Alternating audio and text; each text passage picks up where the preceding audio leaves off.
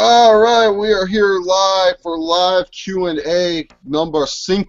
That's 5 for people who do not know Espanol. I don't know much Espanol myself, but this is live Q&A number 5 where you can ask us questions about sports, pro wrestling, video games, whatever is on your flipping mind. You can send in the questions via the comment section down below or tweeting me at ChaseOliver68. You can send in as much questions. We'll be on here for an hour and a half or 2 hours, depending on how we're feeling. So, anyways, with me as always are my two co-hosts. First, we're going to introduce the angry Mark Weston Flores. Hey, everybody. Yeah, you already know who I am. Just follow me on Twitter and all the other stuff. Peace. That's what you do at the end, you dumbass. Not at the fucking beginning. Oh my god. And then always with us, the only lady on the panel. I know, just Aisha Abbas. You know, feeling everything is all good. Hope you're doing, everybody in the whole computer atmosphere. Hope you're doing, guys. Your day is great. You can just say internet, Aisha. You don't need to say computer atmosphere. That just sounds I just want to sound fancy with it, you know. Sound fancy. And then with us, we have a special guest. And I'll explain this after we introduce the special guest. We have a special guest for this. He's been a YouTuber for a while now. Well, he was a YouTuber. I used to talk to him back in 2011 when I first started. Nero. What's up, guys? It's been a while, and it feels so good to be back. And it's a pleasure to be on Chase Oliver68's channel. And hopefully, you guys will enjoy the rest of this Q&A. Let's have some fun. Yes, send in your questions. And I'm going to make this clear now because I already can see it coming. I already can read those comments in the future. I already know. Chase, can you join the stream now? Chase. Stop it. Stop. Do not. I see you post that comment. I will delete it. I won't delete it. I'll just leave it there. I'm not going to respond to it. Do not ask to be on the stream now. Do not ask to be on the stream in the future. If you want to be on the stream in the future, here's how you do so. Facebook, Skype, tweet. You ask me on those. Chase, can I please be on the Q&A? I will say, hey, do you have a Skype? Do you have Google Hangouts downloaded? If so, we'll do a mock showing, and we will see if you can do this. That's what we will do. Do not ask me. Do not ask me, right, if you can join this stream. Because I get it. A lot of people want to do live streams. A lot of people want to join in on the fun. But here's the thing. I'm a professional. Not really. But I'm trying to be professional with these. I do not want it where it's just random ass shit and people not freaking prepared for the stream. I want to make sure if you're going to join my stream, you are fucking prepared. That's just the bottom line. We already have Weston fucking us up with all his damn issues. So... So we do not need any more mess ups on this show. Okay? So there you have it there. But anyways, guys, my week has been insane. At work I got this new tattoo. I don't know if you guys can see it. Look at this shit. Look at this shit. Look at this. What happened, dude? I got burned in the oven at work. So I have a bunch of burn marks. I'm a cook at a restaurant, if you guys don't know. I work at Famous Dave's, and I cook over there. And so pretty much I was trying to grab some baked potatoes from the oven, and I thought the oven door was open wide enough. So when I put my hand in, I didn't realize that I burnt my hand because I'm so used to hot right now. Like my hands are used to being with hot food. When you work in the kitchen long enough, you're used to hot food. You're used to hot shit. But what feels hot to others, you don't feel as hot because you're used to working in the fucking kitchen where it's always burning shit. So pretty much, I didn't feel it, and then all of a sudden I started to feel a sting, and I was like, what the fuck? And then I look and I see that I have this nasty ass big old burn mark that should be going away. It's gonna join this burn mark right here. I don't know if you guys can see it. It's like fucking gone now. But yeah, I have all these fucking burn marks. So I'm gonna look like Kane when I go to Hell in a Cell with my tank top. I got burned in a fire by my brother, the Undertaker. He beat me up and everything. I was gonna say, look like you got in a Monsters Brawl match with the Abyss or something like that. Yeah, dude. I got a fireball to the face. I wrestled for Wrestling Society X for 2 episodes, and fireball hit me in the face. So it was amazing. If you guys don't know, that's total sarcasm. I did not ever wrestle for Wrestling Society X. I don't think I would ever do that in my life. That sounds painful. But yeah, pretty much it's going good. Tonight I'm excited to do the Team Heel podcast with Steven. I'm pretty sure Weston's going to call in anyway, so I'm going to talk to Weston twice today. But yeah, they switched the days?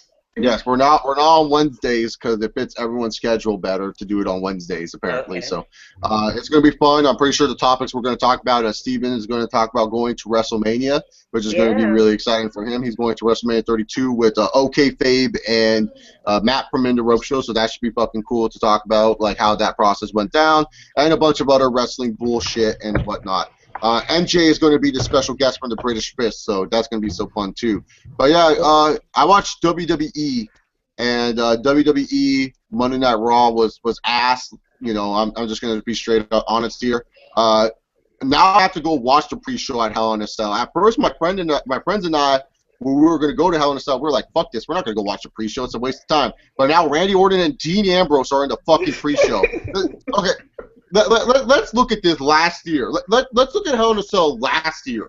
Dean Ambrose was in the main event last year for Hell in a Cell. He was in the main event with Seth Rollins. Randy Orton was in the co-main event with John Cena. And now these motherfuckers are on the pre-show facing Luke Harper and the Care Bear. You wonder why your ratings suck, Dick, WWE. It's just how you treat your fucking superstars. Dean Ambrose main eventing last year, and now he's doing absolutely nothing? Like, ridiculous. What is happening back there? And I remember that Hell in a Cell was yesterday. Go ahead. Go ahead, Nero. No. It's just a short phrase. Go on. Oh, well, I remember Hell in a Cell, last year's Hell in a Cell, like it was yesterday, man.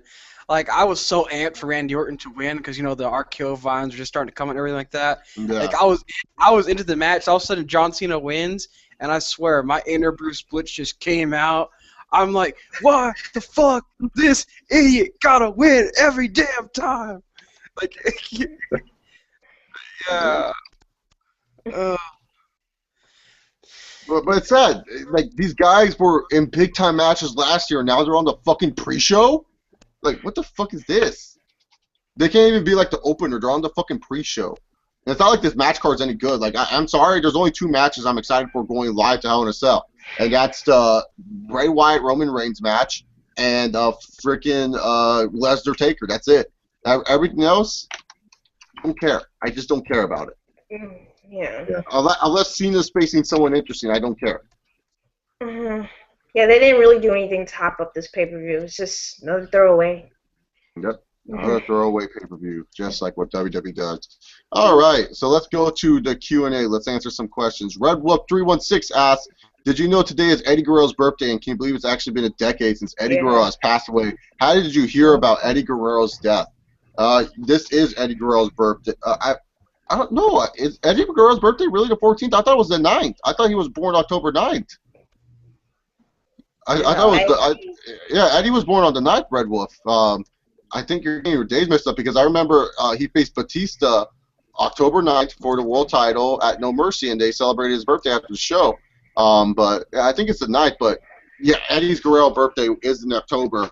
And then next month, November 13th, will be the day that it'll be a decade since he died. And it's sad to always just think about it. Happened in Minneapolis, Minnesota. But I want to hear from you guys. How did you guys hear about Eddie Guerrero's death? Let's go with you, Weston. How did you first hear about it?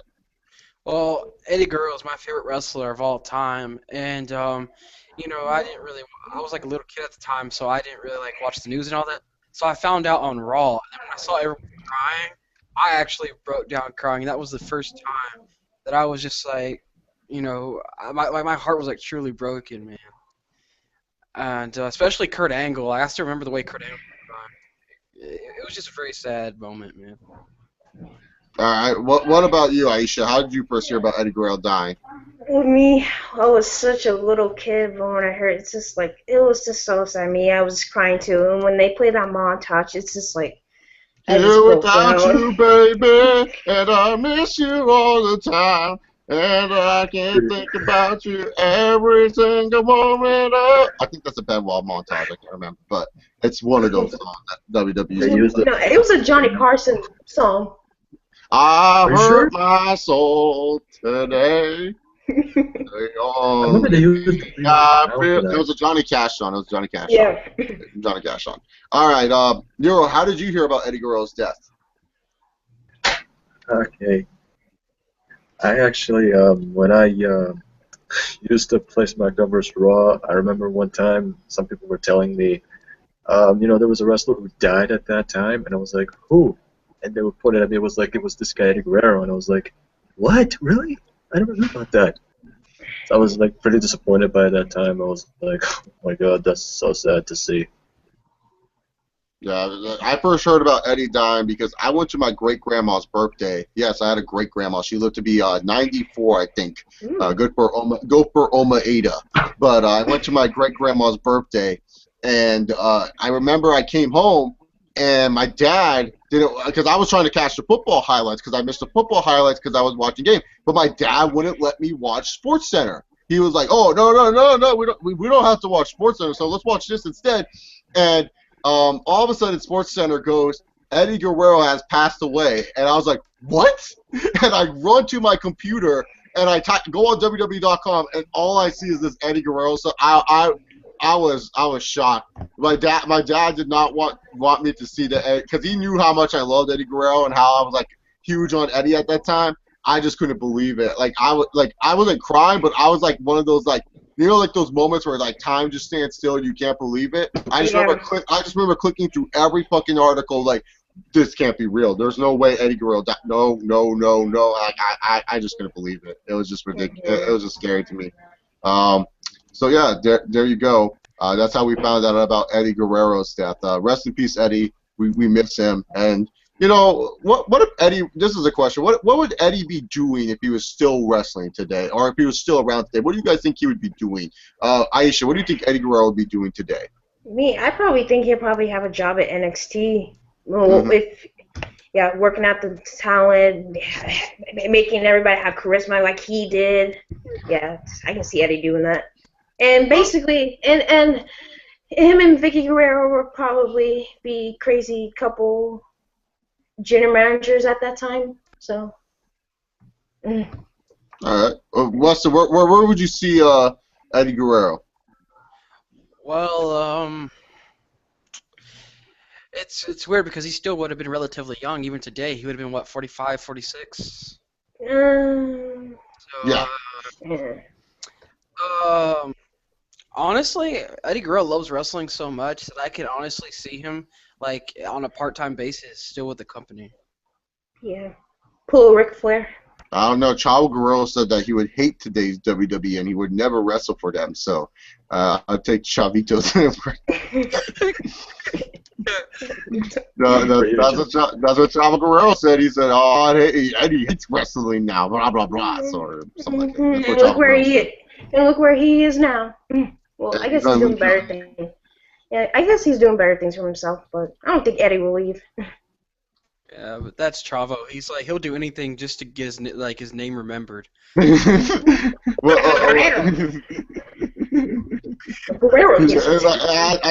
think like every interview Chavo Guerrero has done, it's like everyone always asks like about Eddie, and he changes the story every fucking time.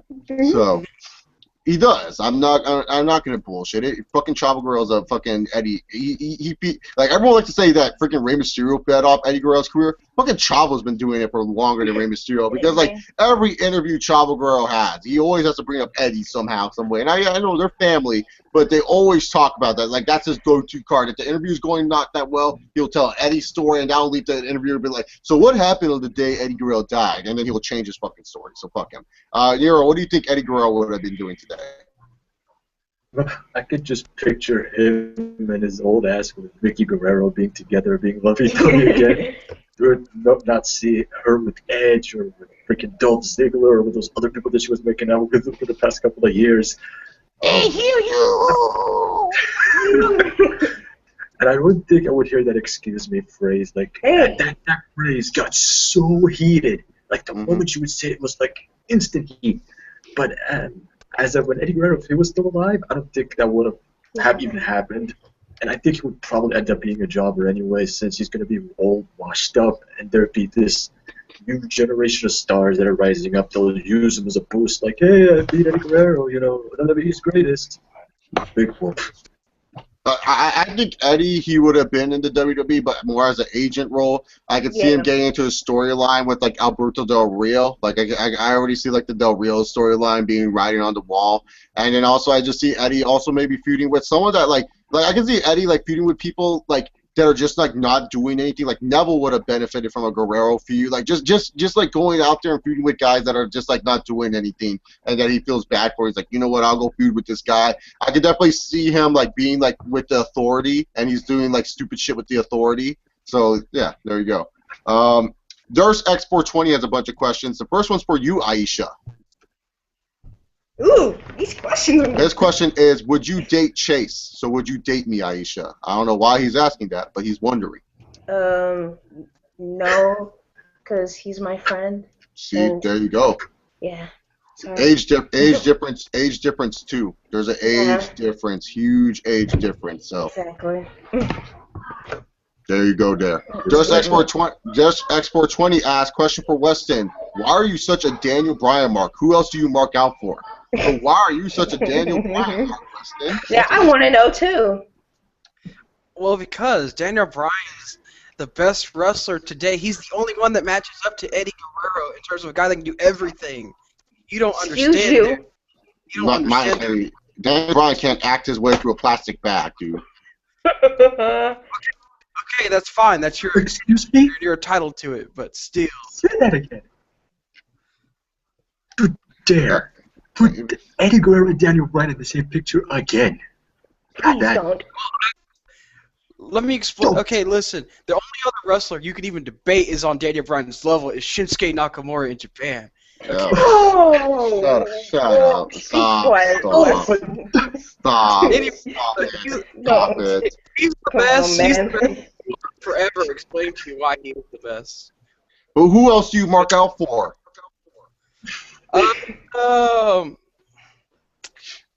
Really anyone else, man. It's yes all the way. And yes, and look at where he is right now in the hospital, but like he always been for the last few years.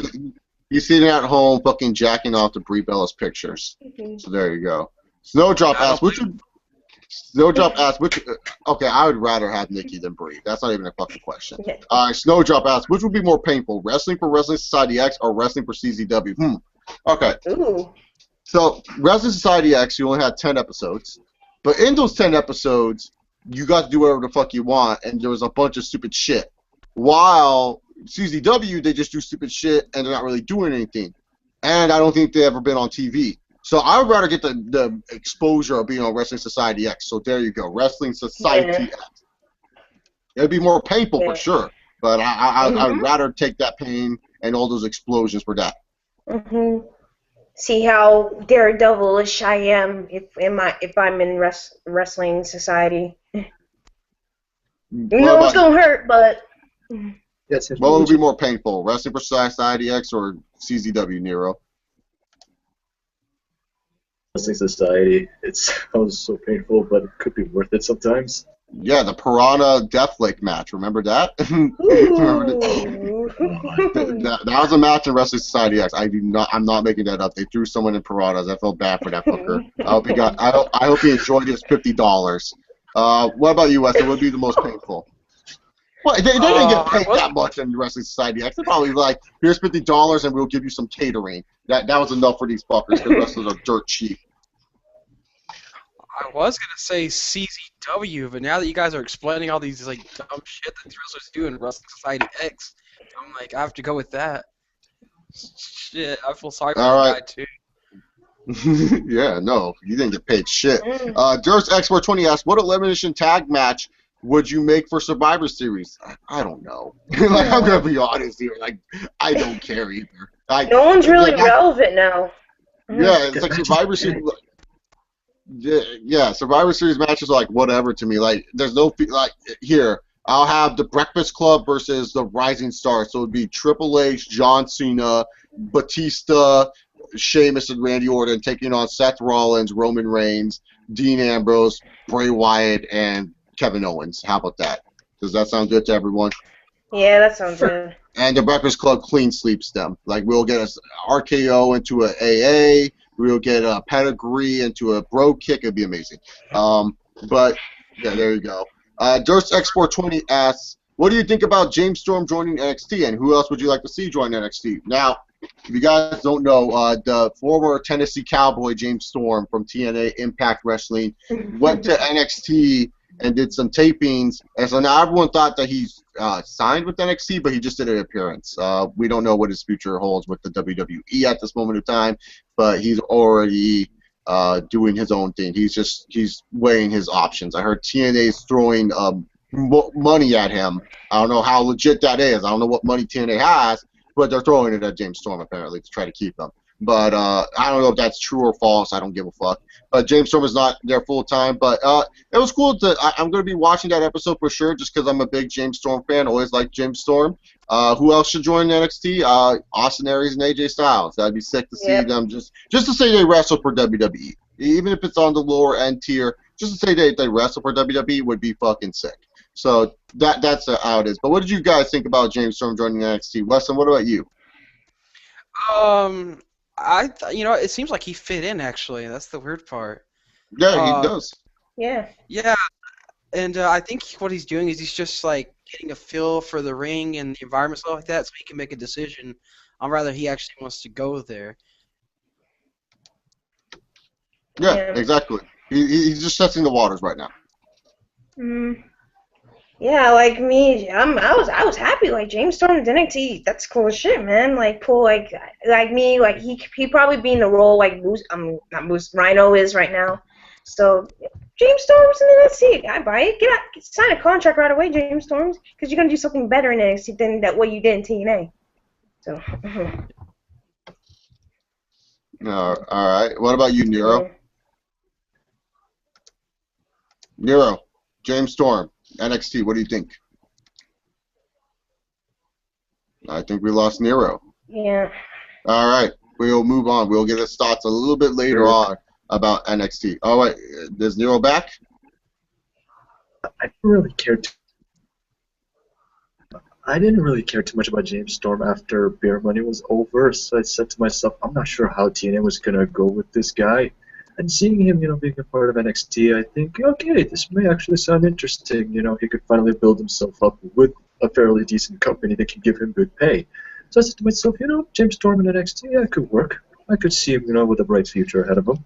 The only thing that disappoints me is that I heard James Storm was jumping around and clapping to get the fans excited after the match. James Storm becomes like the friendly little cowboy. I'm going to be pissed off, but whatever.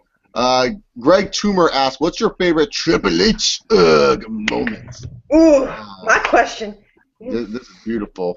Triple H moments for me, there's many of them, but there's no question my favorite Triple H moment had to be before he was facing Daniel Bryan, and he showed that beautiful video package of him burying everyone. That was just great. You had Stephanie voice over it. Like, some people think that they're the best.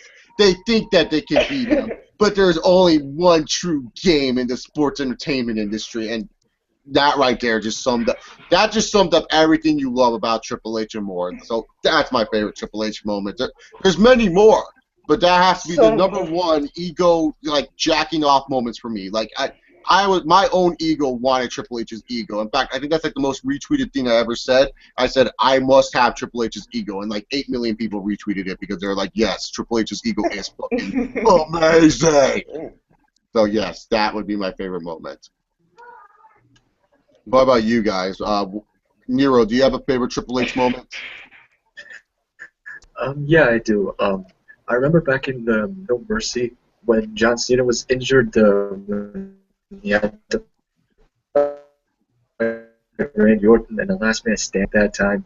I don't know why, it just made me sick. And seeing Triple H beat him and become 11-time WWE champion, I was like, you know this is the title, Randy. I do. I'm gonna beat you right now.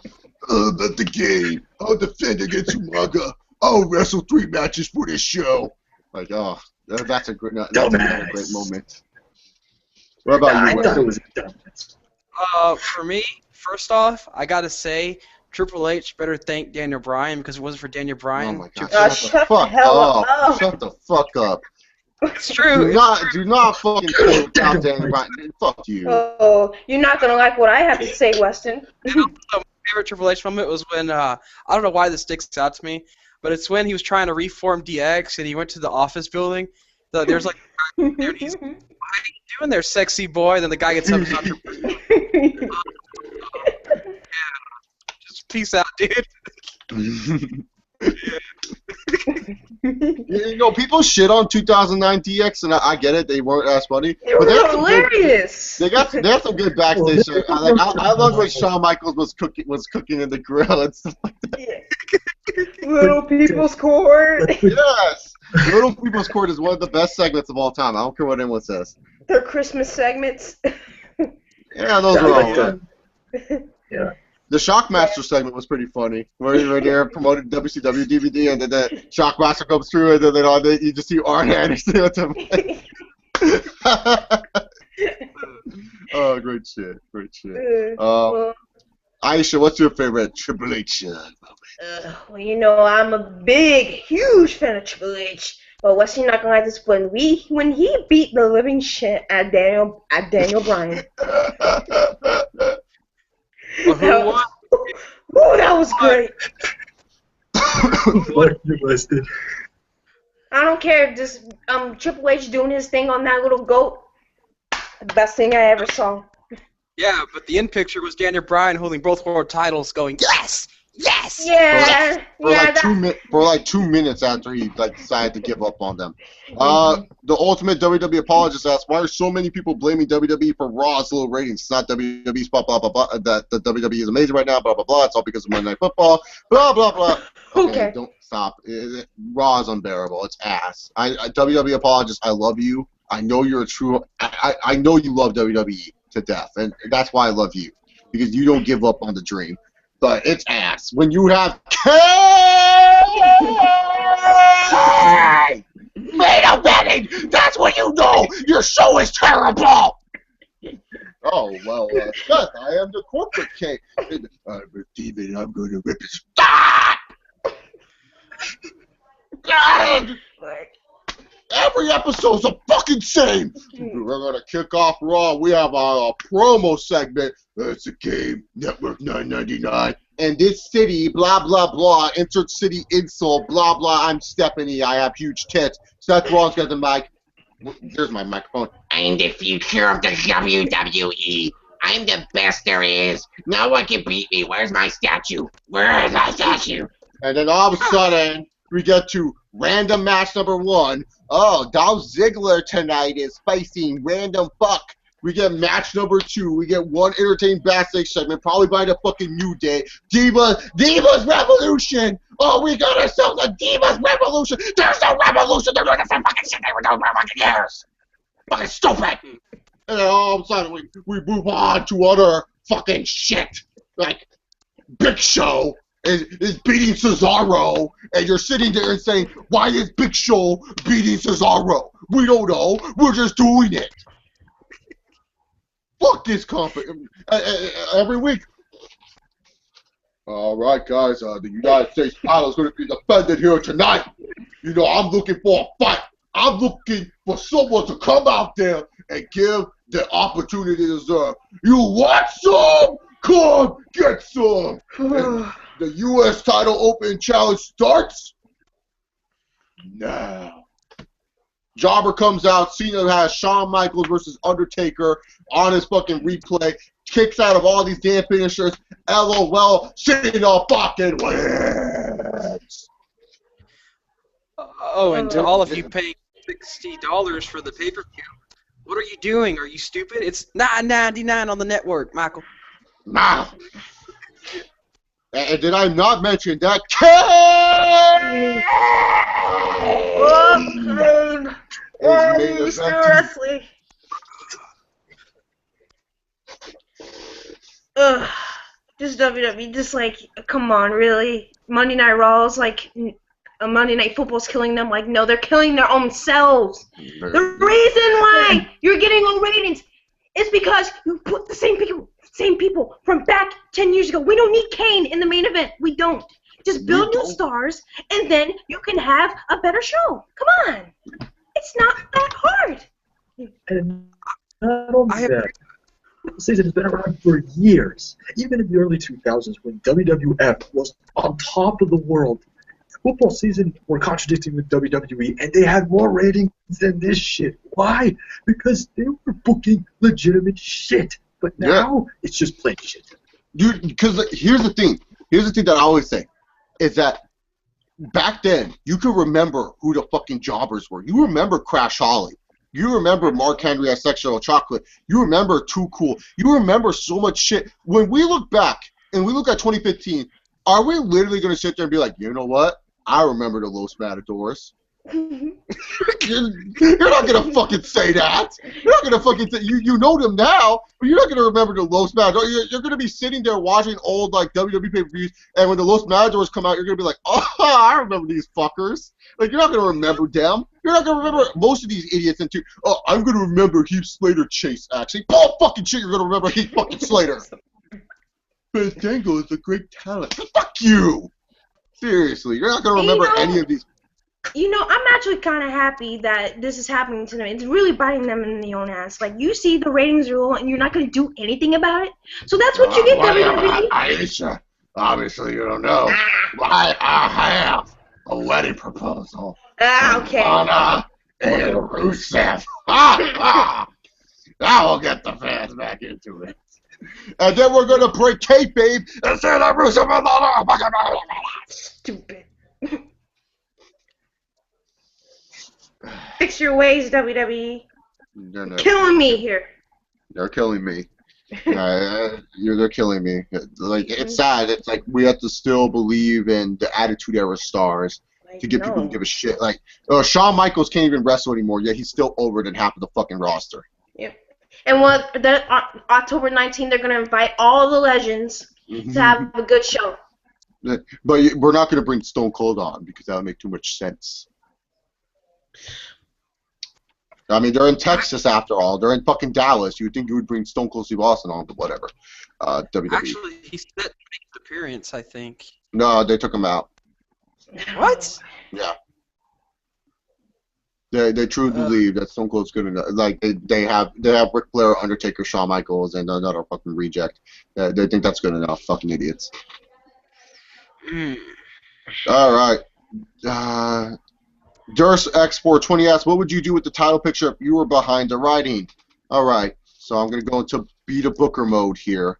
What I would have done with the title picture is that I would have had Seth Rollins win the championship at Mania as planned because they needed to build the #1 heel of the company. That's more important than having Roman Reigns at that moment of time winning the title. As much as I'm a big Roman Reigns fan, the problem with WWE nowadays is that they don't have any good fucking villains. There's not enough villains that you actually hate that you want to see lose. Batista should have become the #1 villain at WrestleMania 30, but WWE was too afraid to pull that trigger, which makes no sense because they could have actually made a legit #1 top money heel for their fucking company. But instead, they decided to go with the troll Daniel Bryan, who has been injured for like a million years. So I would have had Seth Rollins win, but then afterwards, I would have made it where Dean Ambrose wins the title, and then kind of have Roman Reigns win Money in the Bank, and kind of play off of that for a little bit, have Seth Rollins regain the championship, have Dean and Ambrose still be friends, Dean and whatever his fucking name is, Roman Reigns still be friends. They're like, yeah, brother, believe that, and all that other shit. Seth Rollins keeps the title for a little bit, have Sting win the title, have Sting drop the title to Triple H.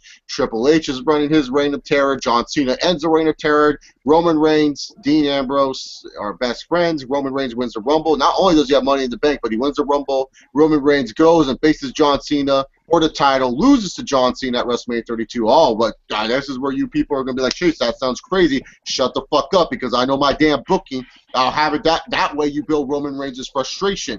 Then you have Dean Ambrose the next pay-per-view at Extreme Rules beat John Cena, and this leads to Roman Reigns being even more frustrated. His best friend did something that he couldn't fucking do twice in a row at main event WrestleMania and can't win that damn title. And then afterwards, you have Roman Reigns snaps, cashes the Money in the Bank briefcase, wins the title, blah, blah, blah. There you go. You get your #1 hero, Roman Reigns. Suck it. There you go. There's my creative booking process. All right, Wesley, what would you do with the fucking title? Well, since the W Universe has been asking for new wrestlers and all that, I'm not going to give it to the guy who you know who.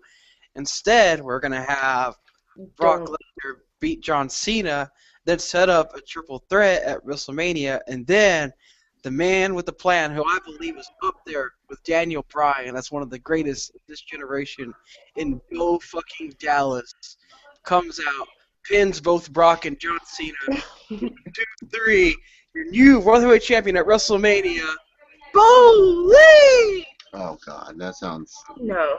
that sounds like something Chase Bolivar would book. All right, Aisha, what would you do with the WWE title at this moment in time? Me, I will keep Seth being the title till WrestleMania. I know, till WrestleMania do his thing at Royal. Then I will win the Royal Rumble. Then I'll have Ambrose win the Royal Rumble so he can main event and I'll have Reigns win the Money in the Bank for Ambrose win the Royal Rumble, and then you'll have Reigns. Yeah, cashing in, but that's for a different later. So actually have a triple threat, the triple threat at WrestleMania, and then you have Ambrose win the title. Then the next day on Raw, Reigns cashes in, then becoming the heel that everybody desires. So that's how I would do it. Sorry, Nero, what would you do with the WWE Championship? I was getting confused there because I was reading Aisha's name. Her name was like popping up when she talked on Google Plus, so I just saw that name and I was all like, Aisha, Nero. What do you think about that? What would you do with the WWE title? No, but it was the first name I fucking, because like what I see is when people talk is the name, and then afterwards I see my name, it says you, so that's why I get confused. But Nero, what would you do with the WWE Championship? Well, I'm not the best booker, but I think I've got an idea here. What I would do, I would have Seth Rollins lose the WWE title to someone like Sting, then build someone like Kevin Owens to become the biggest douchebag but being badass with it at the same time, making him like one of the strongest and most dirtiest heels in today's game, so that everybody can hate him and love him at the same time. Like it's a main character that you need to have in WWE at this time. Then you would have him beat Sting for the WWE Championship, go on a huge streak of beating everybody in the roster. Then out comes somebody like Dean Ambrose, who the fans just love right now, and maybe we'd have him go on a little feud. Kevin Owens would beat him the first time. They would have a rematch, make it into a TLC match or a steel cage match. Then have Dean Ambrose beat Kevin Owens, and you have Dean Ambrose as your WWE champion. All right. Comment down below which booking you liked, or tweet me which booking you thought was the best. Durst Export 20 asks favorite finishers. Honestly,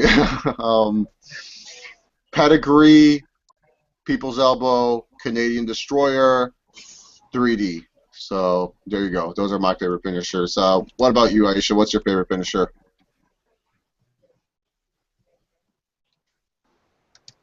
Am I the only one here? Hello? No. A little bit. Technical difficulties. All right. So what's your guys' favorite finishers in the WWE or wrestling in general?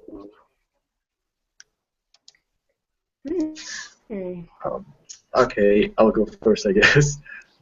I'm gonna go with. I gotta think. I'll go with the Stone Cold Stunner and the Canadian Destroyer. I just love seeing those moves. Amazing. Mm-hmm.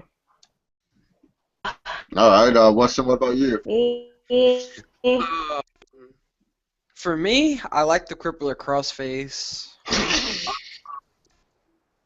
I Of course you would. Of course you would. Why wouldn't you? The heck happened? So hard for Daniel Bryan. Fuck. And I love the running knee. Shut up. Aisha, what's your favorite finishers? My favorite finisher. Pedigree, man. You don't you love when Triple H gets guys and tuck him between his freaking crotch and just plant him down in that freaking can. Suck my dick. So, are you? So great.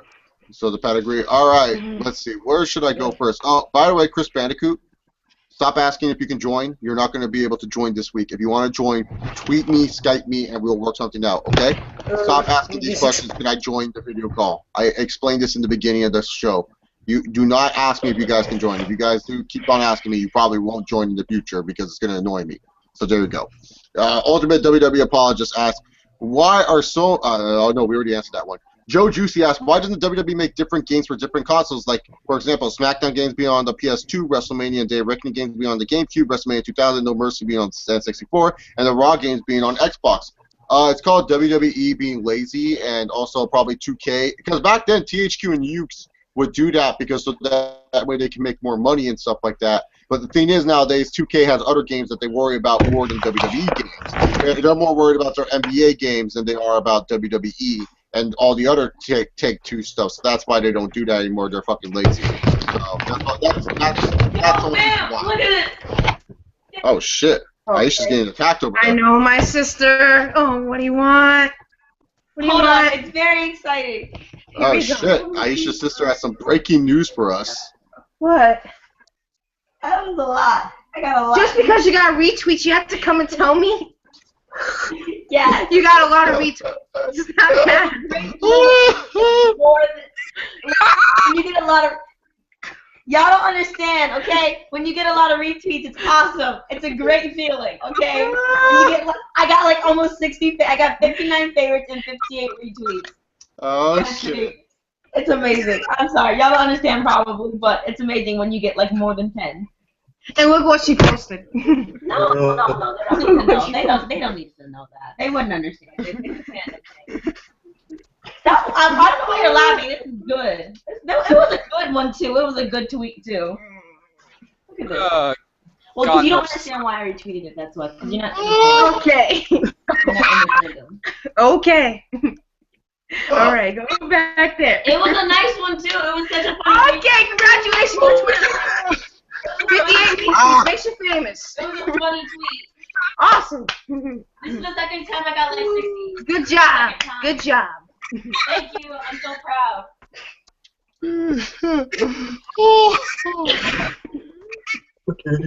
Apparently, 60 retweets and 60 favorites make you Twitter famous. It So. doesn't make you Twitter famous. It makes you awesome and it gives you more followers. It gives you more followers, man. This is why I love Aisha's sister. You don't use Twitter a lot. You don't get it. You don't use Twitter a lot. Aisha's sister, I had 100 retweets and 140 favorites one time, so I know what you're talking about. Because when you start out with, like, not much, it's good. Oh, shit, dude. All right. I think I have a bloody nose going on right now. This is it. This is very embarrassing because I was slapping it so hard. BRB real quick. As I fix this, you guys take over. Oh. Oh, my God. Oh, my God. What did you say? Aisha, I have a question for you. Yeah, you do. Aisha, I have a question. Yeah, uh-huh. You're a soccer fan, right? Oh, yeah. Here we go. Yeah. Why do you support Manchester City or the Premier League in general? Me, I just there's like certain players that I love in Manchester City, like Guerrero and who's the other guy that just came in? Who's that? Kevin De Bruyne. Kevin De Bruyne. Yeah, yeah. Kevin. Oh yeah, he plays for Belgium, right? Yeah, he's Belgian. Yeah, so I mean, I just love Manchester City, and that 2012 why is it that every time I leave, y'all motherfuckers are talking about fucking soccer? It's like I come back, I hear you guys talking about soccer or something. It's like always soccer. I'm like, what the fuck? Y'all are like the hell? Soccer's life, dude, man. Soccer's cool and all. I'm just wondering. All right, we have another. Would you date Chase question? Weston, would you date me? Where the fuck is Weston? God damn. Knowing Weston, Snowdrop, knowing Weston, he would probably say yes because he's really weird like that. So I'm gonna guess Weston's answer is yes. So, but I want to know for all the female watchers watching, would you date me? I just want to know. He's single, guys. He's single. Yeah, I'm single. I'm not gonna date someone over there. But I just want to know because there's a difference between, like Aisha said, I think she said on air that like I am attractive, so it's not like I'm bad looking. But I just want to know because people are asking these dating questions. would you guys date Chase Oliver? I know a lot of you guys on the panel would say, yeah, I would date Aisha because she's a girl, but what about me? Would you guys date me? Would you guys take me out on a nice date and give me flowers and shit? Okay, First of all, Chase, you have to do that, not the girl. Come on. What are you talking about? I'm the girl in this relationship. So You better switch that around, boy. I will later. I will later. But Weston, would you date me? Nah. He said like nah. Nah. Hell no. Hell no. Listen, you disappoint me, my friend. We're closer. We're closer than because Aisha and I. What? We're 5 years. 6 years. Yeah, six. You're 22, right? But when were you born? That's the question. Because I was born in '93. 98. Okay, so we're 5 years apart. Yeah, we're 5 years. Mhm. Nero is 5 years apart, right? You're born the same year. I'm in 1995. 95. Okay, so he's 2 years apart. So he's closer to my age. So I'll date Nero and Weston too. See, I have to date close to my age. I can't date someone that's like 8 years younger than me. That's just awkward. Mm-hmm. It's Are awkward. you to kidding me? I like guys that are older because. I need to date women that are older too, because like older women, they set me straight. Younger women, they make me feel too young, too old Yeah, and get shit. your ass up and get a job. I'm doing exactly. cleaning around here. Exactly. Chris Rock. Diamond. Remember Chris Rock even? Wait, Chris Rock mentioned in a comedy skit about how he would rather date older women because how younger women I want this guy to be like this, well, his toilet to be like this, hair like this, and nothing because bullshit with here and here. If you get an older woman, then hey, she got a job. Before I answer this question, I gotta have a question for this Q&A person. Diamond and Silver asked, and Diamond and Spoon, why are you changing your name? Why is it Diamond and Silver now? You must answer this question. You must answer this question. I'm sure you're saying Diamond and Spoon. Maybe I was reading it wrong or something like that. Maybe you changed it, but why is it no longer Diamond and Spoon? Why is it Diamond and Silver? That's all I need to know from you, my friend. Please answer that. But she asked, how did you guys first hear... wait, Diamond Spoon, you're one of my girls that are watching, right? I think so. How did you guys first hear about the Pegasus Kid's death, a.k.a. Chris Benoit? Okay, so... I first heard about it. I had football practice that day, and I remember I was going home to watch Raw, and then all of a sudden, my brother, when I got into the call, my brother would do this a lot because my brother used to be a wrestling fan. My brother would be like, "Oh, did you hear that like Samoa Joe died?" Like he would always prank me that wrestlers died and stuff as a joke. And then when we got into the car, my brother goes, "Oh, did you hear Chris Benoit died?" And I was all like, "What?" And I'm like, we stop fucking around. He's like, no, this time, Chase, I'm being serious. Chris Benoit died. And my mom was even backing him. Because my mom just kind of just like, whatever, and stuff like that. But my mom was like, yeah, Benoit died. I'm like, no fucking way. And I always remember that moment when we were watching that tribute show. It felt weird watching that tribute show. It felt weird watching, like, you didn't, like, because I didn't know that Benoit killed his family, but something felt off about this show. And I always remember the moment where Jerry Lawler and Jim Ross were talking. They said, if you have someone at home that you love, tell them right now that you love them. And my brother and I, we both said we love each other and stuff like that because we were so shooken by this because, like, that could happen to anyone's family, like just them all dying and stuff. Like, that was a crazy part. So, yeah, that's how I first heard about it, was, like, car ride home from football practice. My brother was being legit serious that Chris Benoit passed away. So, let's see. Nero, how did you first hear about Benoit's murder or suicide or whatever he did? Well, I was just watching wrestling at one point, and my mother once told me, she was keeping up with the news about wrestling, and she was also one of the people that informed me about Eddie Guerrero's death. At that, a couple of years later, she told me, hey, there's a wrestler, he killed 2 people, then he killed himself. And I was like, well, which one is it? Then she told me it was this guy right here, and I was like, that's Chris Benoit. It was him. I was like, oh my god, what the fuck have you done to yourself, man? You just basically tore apart everything that I like about you. Now, all I see, when I see Chris Benoit, all I see is just murder. That's all I just see. Because of that, I was shattered by that news.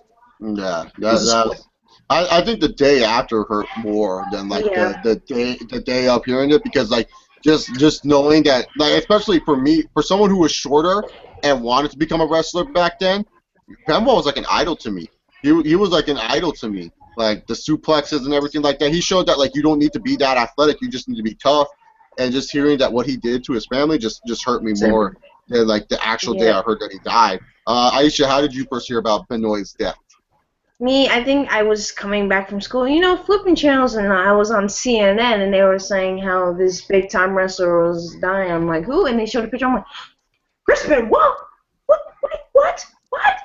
And then when he gave a little information, and then they started saying how he killed his son, just like, that big bastard. Why would you do that? So, it was shocking. Mm-hmm. What about you? What about you? What about you, Weston? How did you first hear about it? I heard about it on the news, and What was that before? Was it before that before the double murder, or was it the day after? Like, did you hear about it before Raw, or did you hear about it after Raw? I think a little bit before, because like if I remember correctly, my aunt was watching the news. And still to this day, she's like a big news buff for some odd reason. She's not even that old, so. But anyway, that's off the topic. But anyway, she was watching it, and like, I just like saw the Chris Benoit, thing or whatever, and I'm just like, please tell me this guy's gonna be okay, because like he was one of my fave five, my top 5 hit wrestlers at the time, and yeah, the fact that he went out the way he did was just like, you were sad, but at the same time you were like, what the fuck? Yeah. You're confused. Cause like I said, like being a shorter guy who wants to be a wrestler at that time, and yeah, I still have dreams. If I get older and I just don't like what I'm doing, I might go to a wrestling school and train again.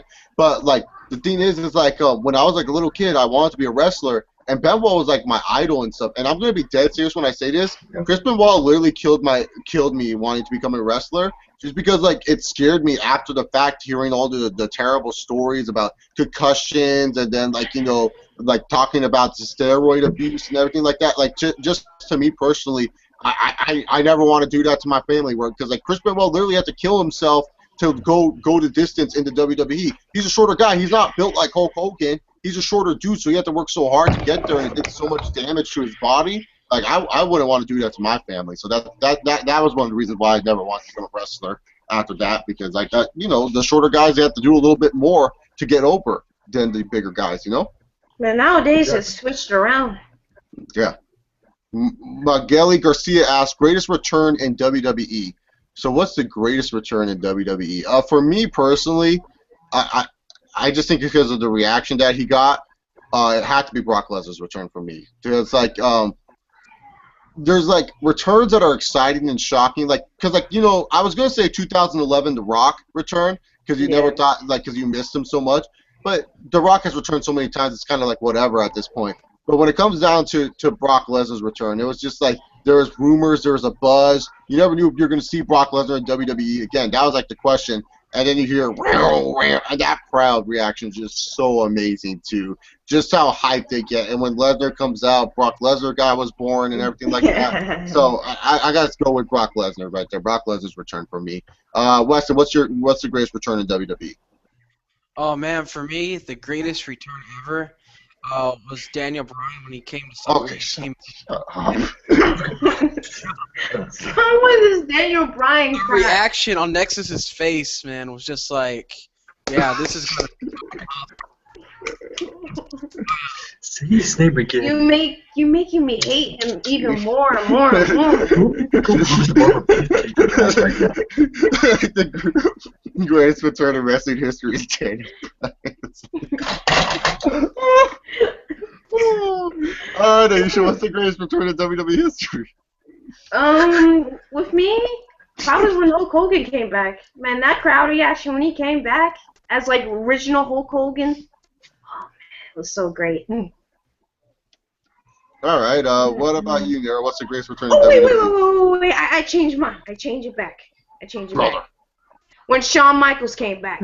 Oh, in Sorry, I changed it 2002. back. Oh, okay. Yeah. Michaels. What about you, Nero? All right.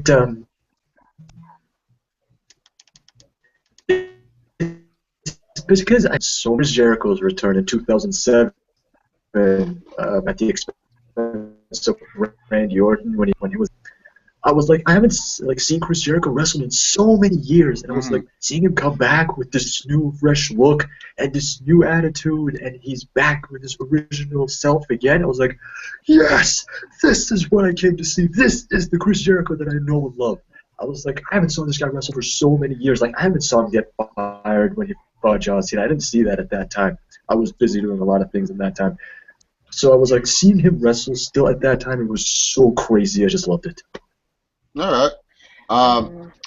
Jay Walker asks, how much did you hate the reign of terror of Triple H back in the Russo's aggression days where he would reign supreme on everyone? Oh, God, dude. How dare you say that? Yeah, I've ranted so much. Like, that was the only time I've hated Triple H.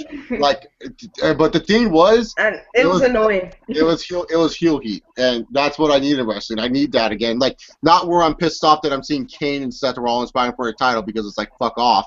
But it's more of like, man, dude, I really hate this guy. Triple H... Reign of Terror was, like, it was terrible. It hurt the business for sure. It made Triple H look really, really bad. He marries Stephanie, and then all of a sudden he's like the most dominant figure in WWE history. He has all the fucking success behind him and shit. So really, to be honest here, yeah, it hurt Triple H, his legacy for sure. But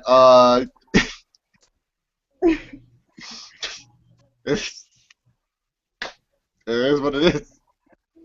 But I fucking hated Triple H at that time. Like, if you ask me, because Triple H was my dude. I was Stone Cold Triple H all the way, man. I was about those two.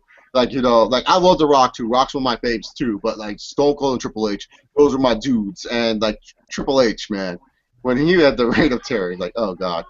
But at least Batista ended it, so that's a good thing. Batista's boy too.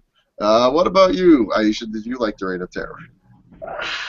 That Reign of Terror was so annoying. How many freaking people is he gonna bury? If you look at Triple H's world title reigns, the people who won the title off of him, Shawn Michaels, Goldberg, and Benoit, combined, their title reigns do not equal to Triple H's whole title reign as world champion. Lord. Oh my God. I remember at one point during the Reign of Terror, he didn't want to put over Benoit or Edge, so they vacated the title just for Triple H to win the title back.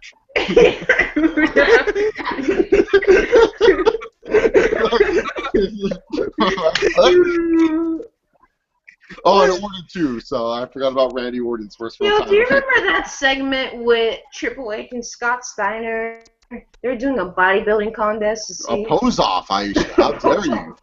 You're talking about two of my favorites there. Do not disrespect that. Sorry, I thought they looked funny. I'm just like, okay. Do not disrespect the pose off. Do not. Weston, what about you? For me, at the time, I was just beginning to understand the business. Like, to me, I was still in that mode where it's still real to me, damn it. So, like, the Triple H beating over everybody, I'm like, dude, this guy, he's like the Chuck Liddell of pro wrestling.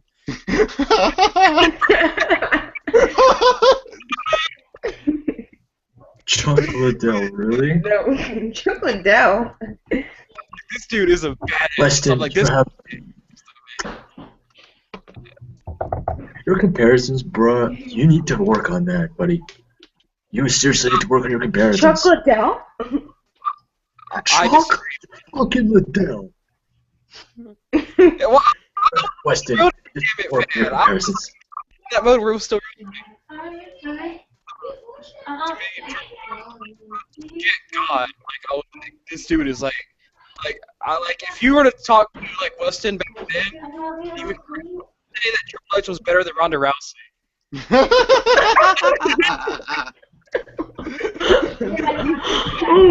I remember there was a stupid shoot interview. Paul London did a shoot interview, and he said that how can Triple H be a badass with a sledgehammer? And I said, that's the stupidest thing I've ever heard anyone say. A sledgehammer is pretty fucking badass. So I don't see how that hurts. And Triple H, I guess, like, he was jealous of Rob Van Dam's success? What success? What success does Rob Van Dam have? This is Rob Van Dam. V-D. Yeah, bro. Rob Van Dam. The whole show, bro. Yeah. That's fucking Paul London's an idiot. Go back to ECW. Fuck Paul London. Aisha's cousins are interrupting the Yeah, show I know. now. Alrighty then, Nero. What did you think about fuck, what were we talking about? Triple H's Reign of Terror. Triple Yeah, H's Triple H's Reign of Terror. Reign of Terror. I thought that, it kind of made sense, but it was still stupid because there was not really, like, two big main eventers at that time with Triple H's caliber. Like, look at the people that were fighting him at that time. You had Booker T, Scott Steiner, Kevin Nash, all of those people were against Triple H. Well, not Goldberg, I'll leave that in a minute. But, like, those three in particular, like, I was like, these are the people that had to fight him? Of course Triple H was going to win. What did you expect? Like, it was ridiculous. But then he started facing some, good wrestlers like Goldberg, Chris Benoit, and, Batista. And I was like, okay, he's starting to put over some people, that I actually appreciate.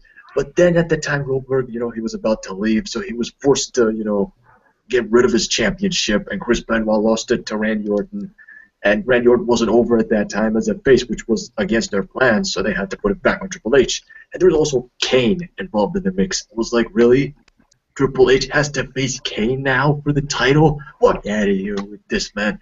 Like, there was no real star with Triple H's caliber to face him. So it kind of made sense how Triple H was the top dog at that time. He was the World Heavyweight Champion. Until Batista came around and buried him. Yeah. So there you go. Yeah. Yeah, I was about to get to that because Batista, when Batista came, it was like, okay, that put an end to everything because it was like Triple H has finally, started to fight more, like wrestlers of the status, so it made kind of more sense. So that was what it made it for me. He thought he was a franchise player, but until John Cena came, no, he put over your ass.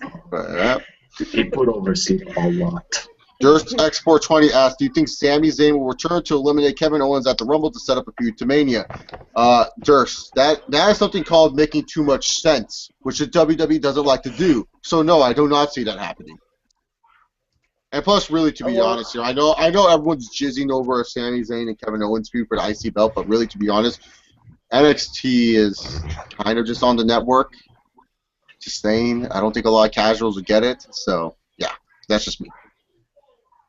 Well, I hoped I will see that at Royal Rumble because it really, really, really makes sense and something that fans would love to see. But knowing WWE, they do not have the logic to do that. So I pray. What about you? What about you, Weston? I was gonna say, yeah, that would make too much sense. I would like to see the feud, but why should it be something where, like, I don't know, Kevin Owens is out. He's like, you know what, John Cena, thinks he has a better open challenge than I do. Or I'm putting this IC title on the line that I'm better than Cena, than Sami Zayn with the kids. John Cena thinks that he has a better open challenge than I do. Well, I don't believe in a stupid book like John Cena. So I'm going to put my title on the open challenge. Kevin, I love doing Cesaro impressions just because that guy can't fucking talk. Nero, what would you think about Sami Zayn coming in and doing the Rumble spot?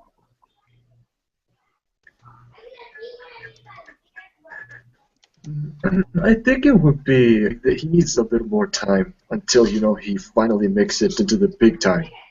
So I think give him more time until he, starts to improve his mic work, prove that he is indeed in that same stats. So until then, it could work. Oh, shit, what are you talking about? Sami Zayn's a top 5 mic worker in the company. What are you talking about? Sami Zayn's okay on the mic. Cesaro's the worst. The four corners, I gotta fight you. Fuck Cesaro, my skills. Durstrex420 asked, favorite WrestleMania Money in the Bank ladder match? Nothing beats the first for me. That's my favorite. WrestleMania 2021. Shelton Benjamin running up the ladder and clotheslining Jericho. Fucking awesome spot. Ooh. And by the way, these are the only Money in the Banks that happened at WrestleMania. We have 21, 22, 23, 24, 25, and 26. Ooh. Ooh. Me, I thought the Money in the Bank 26 was good. Evan Bourne doing his shooting star press off the freaking ladder, that was cool. But I don't like how Jack Swagger won it. But No, that match I hated because Evan Bourne could have reached for the briefcase, but instead he was like, "Ew, like, what the fuck are you doing, dumbass?" I know, but you gotta do the spots. No, fuck that. Go climb the ladder. Or WrestleMania 23, Jeff Hardy could have grabbed the briefcase, but Matt Hardy's like, "Hey, kill Edge," and Jeff Hardy's like, "Oh!" And he just jumps off and kills Edge. I'm like, what the fuck? I'm sorry, but I did not like it when CM Punk won the Money in the Bank twice. I'm just like, you don't need to win it twice. How dare you, Aisha, say that Philip Brooks is the oh, fuck CM Punk. No. Shut up, dude. This podcast is not going to be about money. Fucking pay me. CM Punk's hypocritical podcast. Speaking out of the WWE, this podcast is not about money whatsoever. But I want to be fucking paid for my royalty check. You know, Ryback took years off my career. He fucking injured me. But Kofi has this move that's Concussion City. Still love you, Kofi. Fucking idiots. Hypocrite. I don't want to get years off my career. I'm not going to go hard. Yet I signed up for UFC. Fucking idiots. Is he ever gonna make his UFC debut? He's like Brodus Clay back in WWE. Remember when Brodus Clay was gonna make his debut? He's never Apparently, gonna make his debut. he got injured in training, so they might hold off his debut. But he's supposed to debut in the beginning of 2016. Nero, what's your favorite WrestleMania Money in the Bank ladder match? I have to agree with you on WrestleMania 21 because that led to so many things that were crazy. Like you said, Shelton Benjamin clotheslining, off the ladders, so many great spots at that time. Plus, it was at a time when WWE weren't afraid to do like some crazy sadistic maneuvers, and also that led to Edge cashing in Money in the Bank in a dirty fashion to the point where I was like, no, fuck you, no. It led to so many memorable things, like New Year's Revolution when he cashed in on John Cena. I was like, can you really do that? Was it WrestleMania 24 when Shelton Benjamin took that nasty bump? Yeah, that's my second favorite one. 24 was my second. Ooh, it was also Chris Jericho's first. Huh? It was also Chris Jericho's first Money in the Bank.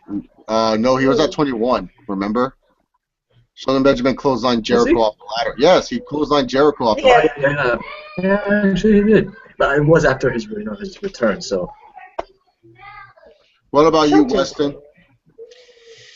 I don't quite remember some of them because they're in a way kind of forgettable. Because like you just remember that one spot, and that's about it.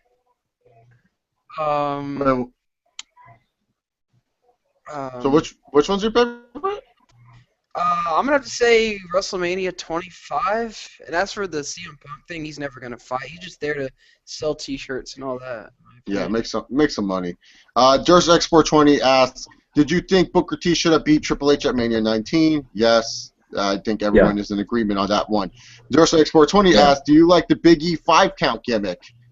Yeah, I like the Big E 5-count gimmick. I thought it was awesome. Cool. He's so strong. He doesn't just beat people with 3 counts. He beats them with fucking 5 counts. That's a great way to get over. I wish that. Do you guys remember the SmackDown game Better Than Utopia? And it was like MVP's rules, and it was like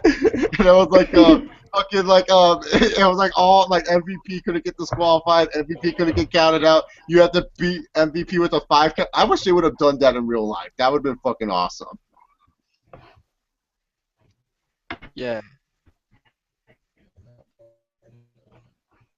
So did everyone like Big E's 5-count gimmick? Oh yeah, I love that. That was cool. Something that we haven't seen before. It was great. Shit, it was awesome. Yeah, I thought it was good. What about you, Weston? Did you like it? Oh yeah, I like it. I agree, and I remember playing that game. Now that you mentioned it, it was kind of like I was like, wait a minute, what? You Yeah, kidding? better. That was great. Better than Utopia Rules. Yeah. Tony the fucking sergeant. But really, to be honest here, I miss Big E's theme song the most. Three ain't enough, man. I need five. Just to keep your ass alive. I was like, God damn, dude, this is like some poppin' track. Snowdrop asks, what does Vince McMahon do in his spare time? Oh, this is Ooh. probably just like fuck Pat. I can see Vince like fucking Pat Patterson in the ass in his spare time. Oh my So yeah, I say god. fucking Pat Patterson. How about that? Let's see. Why Okay, is final this- limits. I am answering the questions as fast as I can. I can't answer every question right away. I have a bunch of questions on Twitter and on Skype. So let me get through all of them, okay? Keep them coming. Keep them coming. Yeah. Vince McMahon on his spare time. Definitely see him going to the gym. Then after that, get a protein shake, and after that, tell his grandkids I love you, and go to the strip club after that, and just come back the next day. Oh, I think right here, McMahon works out, and then he goes to like his little like John Cena parade, or, like his own private John Cena, and he just into the picture. This is when he buried Kevin Owens. New picture to the John Cena shrine. Ha ha! I like that. I like that a lot. What about you, Nero? Well, what do you think Vince McMahon does in his off time? Something just tells me that he likes to men on TV, you know, either whether it's wrestling or Olympics. He has, so I believe he might watch a lot of muscle shows or whatever, the workout shows. He definitely goes to the gym or whatever, checks a lot of people out and how big their biceps are. All right. DurseX420 asks, if I remember correctly, Lesnar had a better moveset in 2003 and 2004, right? Yeah, he did, but Suplex City Lesnar is way more entertaining. I think there's no denying that Suplex City Lesnar is so much better than fucking 2003, 2004 Lesnar. Like, 2003, oh my god. 2003 and 2004 Lesnar was just an in-ring guy, while 2015 Lesnar is fun to watch because all he does is beat people up in a simple matter. Favorite Royal Rumble match? All right, guys. 2008 for me. John Cena returning, burying everyone, fucking great. So there you go. That's my favorite Rumble. What about you guys? First, Nero, Huh? for the guest. I was asking Nero if he would go first, if he's the guest. So what's your favorite Royal Rumble, Nero? Yeah, take it off. Yeah, not the 2004. The 2000.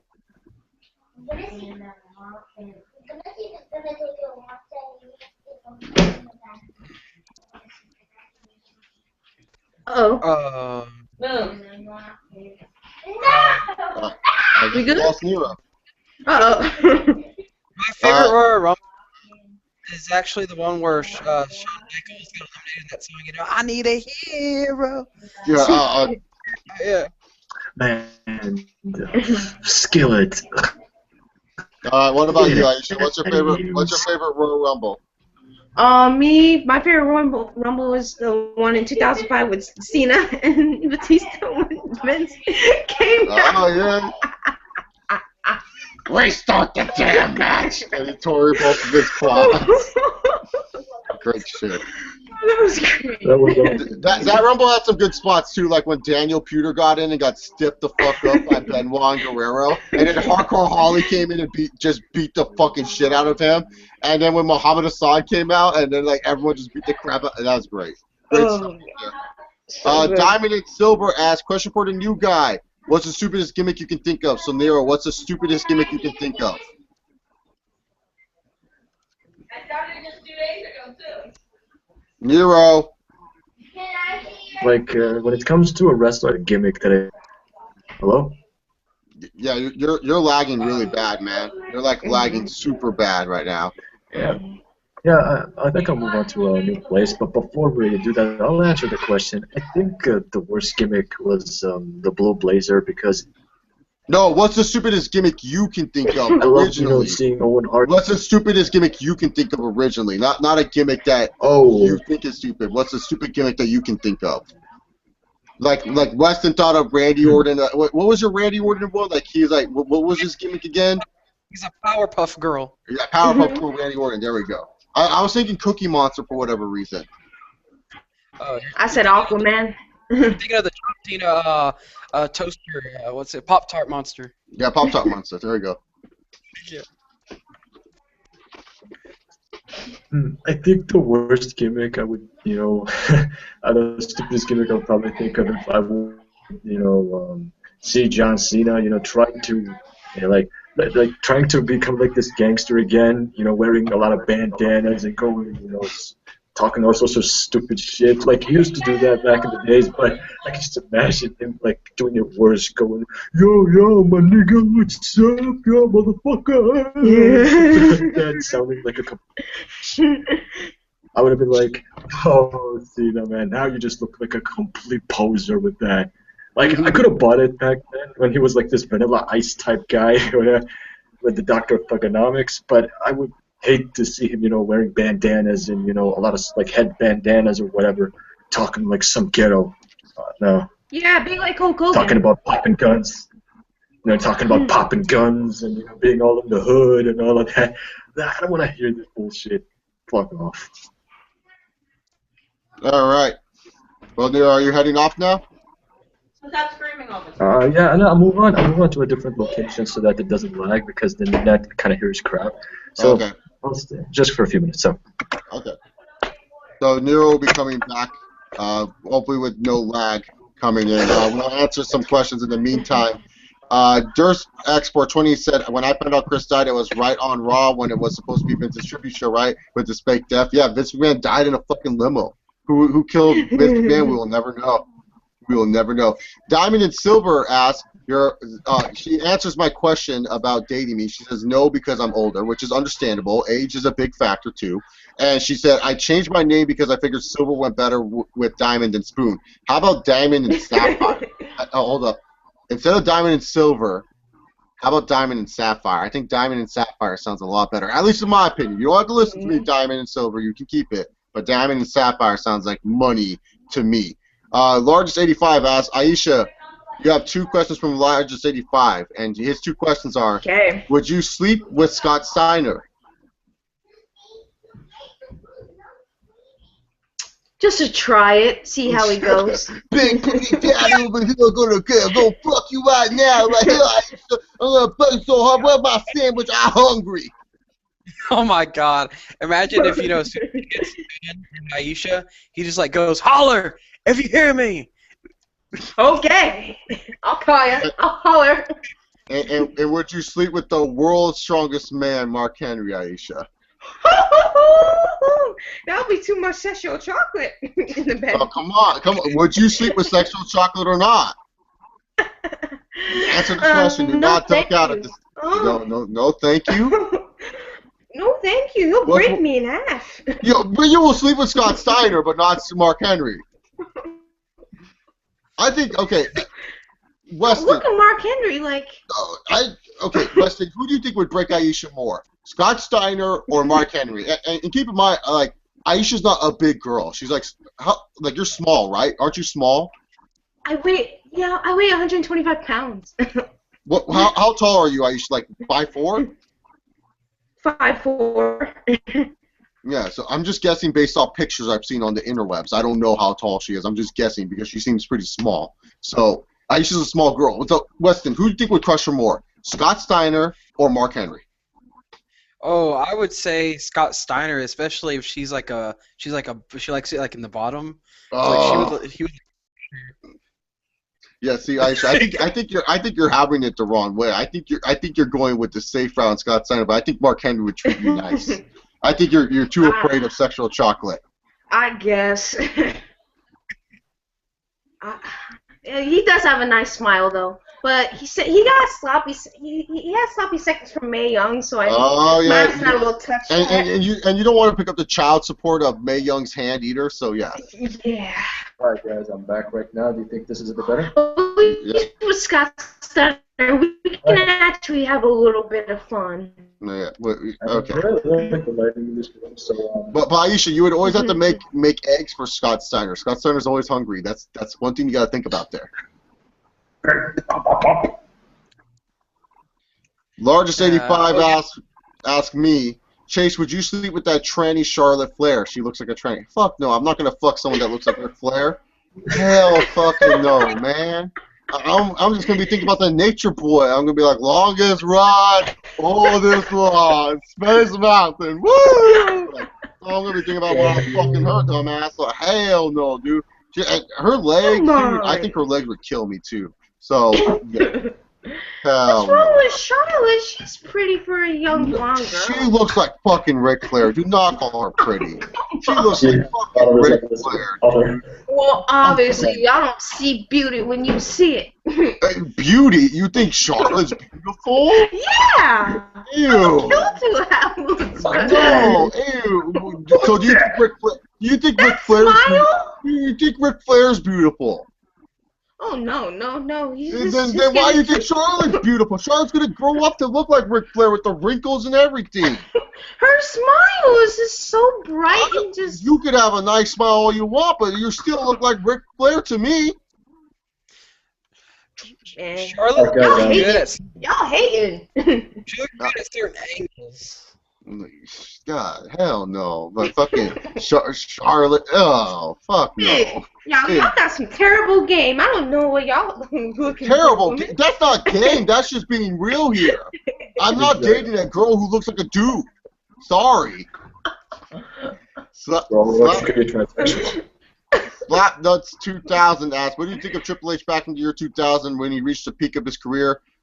Triple H didn't reach the peak, in my opinion at least, until like 2005. That was Triple H's peak in my personal opinion. But, you know, like I said, he's one of my favorites of all time. And Aisha was 2 years old when Triple H was wrestling. And Weston, what did you think of 2000 Triple H? 2000 Triple H? I think that's when he was like starting to find himself really. Like he was just finding the goal. And it was very good actually. 2000 was not a bad year for pro wrestling at all. What about you, Aisha? Well, me, I was like 2 years old, so I was like, didn't even have a brain. Well, I did have a brain, but I didn't have the intelligence. But me looking older now, but 2000 Triple H, I'm just like, oh, he's pretty good with this new look and everything, and him. I missed that letter cap. The letter cap was one of my favorite parts of Triple H. Where he wore that stupid letter cap front. Yeah. When he had Stephanie by his side, when he won his first championship, this is great. What about you, Nero? What did you think about Triple H back in 2000? Ugh.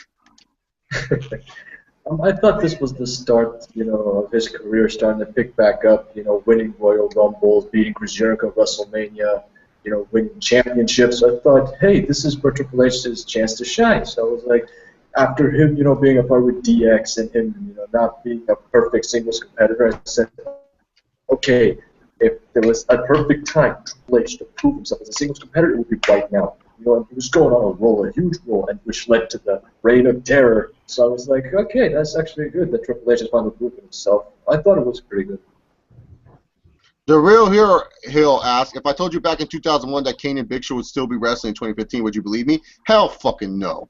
No, I thought Kane was done in 05. I thought Big Show was done in 07. What the fuck are these motherfuckers still wrestling for? No. Chris Bandicoot asked, what do you think will make who do you think will make a WWE game after WWE 2K16? 2K, because they signed a 5-year deal. Exactly. They signed a 5-year deal with 2K. Unless 2K opts out of that, I don't see who else would make it. John Cool asked, what if John Cena was caught on camera saying racist comments about him, saying he would never put over a nigger as the top guy? Would WWE have the balls to fire and Benoit him after that? To me, the WWE would have to do it because it would only make them look like hypocrites if they don't. Look, John Cool. Stone Cold beat up his wife, and WWE covered that up when he was at his peak. You best damn believe John Cena will get covered up. Vince will be like, what John said was inappropriate, but he didn't really mean it. I mean, look at all the make a wishes he does and all this shit. So yeah, John Cena's fine if he says John Cena can do anything. He's fine. Nah. I mean, Vince he will be is like. their- I mean, without him, there goes the Golden Boy. So firing John Cena is like committing career suicide. Like imagine letting John Cena go, "Ooh, dead, WWE in the graveyard." I can see it now if that were to happen. They would have, black Make-A-Wish kids on the Titantron for John.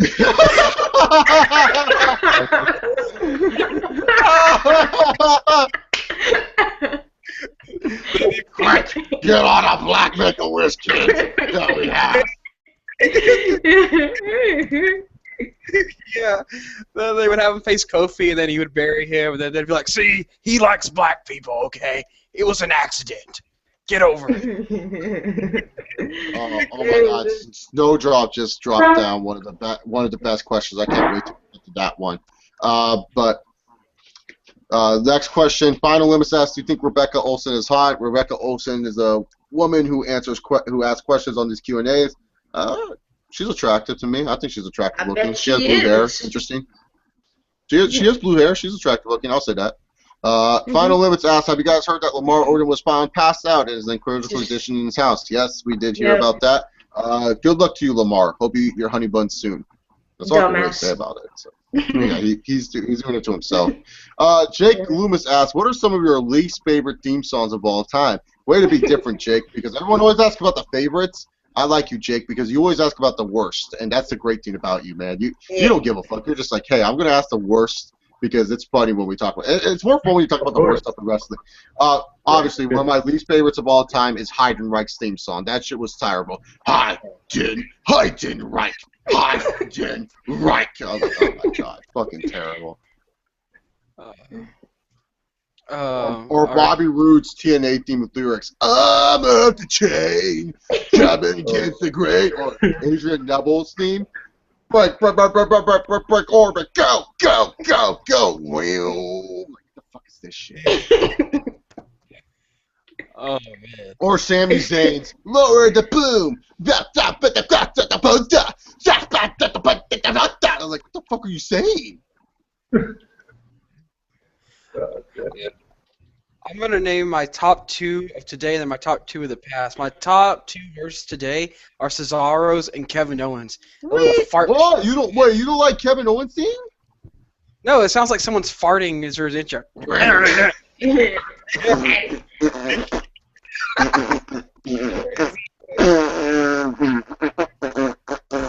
Yeah, I can see it.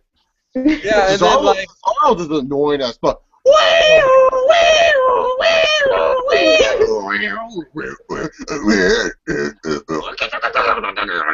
Oh, it's so fucking terrible. Then my top 2 of the past is the American Males theme song. American Males, American Males, American. Then the other one has to be what was it? I can't remember correctly. I can't remember it now, but I had it on top of my head. You remember Billy and Chuck's theme? You look so good to me. Oh, my baby. Yes, I remember that theme song. It was great. Was it that Rico's theme? Yes. Rico became the manager and stuff. Yes. Oh, fuck Rico. Well, we'll go with that one with the one Chase's name because I can't remember the other one I was gonna say. Okay. Well, what about you, Nero? What about you? What's your least favorite theme song of all time? Okay, remember the Chris Masters theme song when he became a jobber? Had that stupid generic rock song? That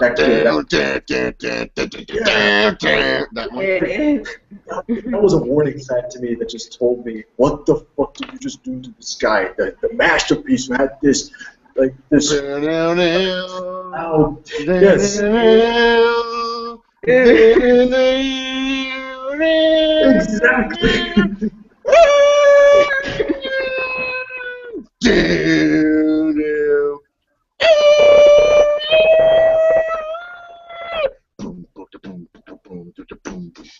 I remember this shit. After the theme song, I can do it. Yeah, that theme song fit him so well with his gimmick, the masterpiece. It fit him so well. And when he became a jobber and they gave him this stupid ass theme, I was like, you just basically ruined the definition of the masterpiece in Chris Masters. And that Hulk Hogan theme song, not the I'm a Real American, that guitar song that he had for a while, that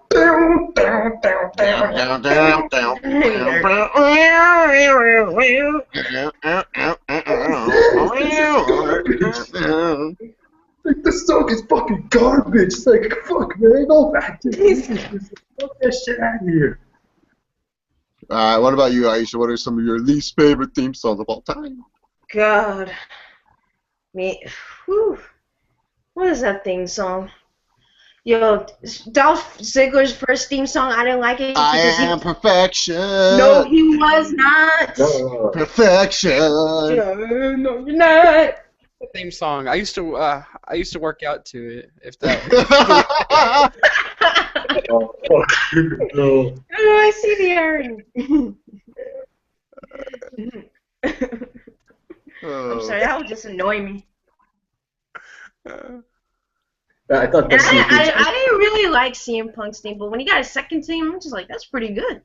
Look in my eyes, what do you see? It's a good song. I actually like Switch and Gage. I think they're a pretty dope band. No, his first theme was I didn't like, but his second theme I really liked.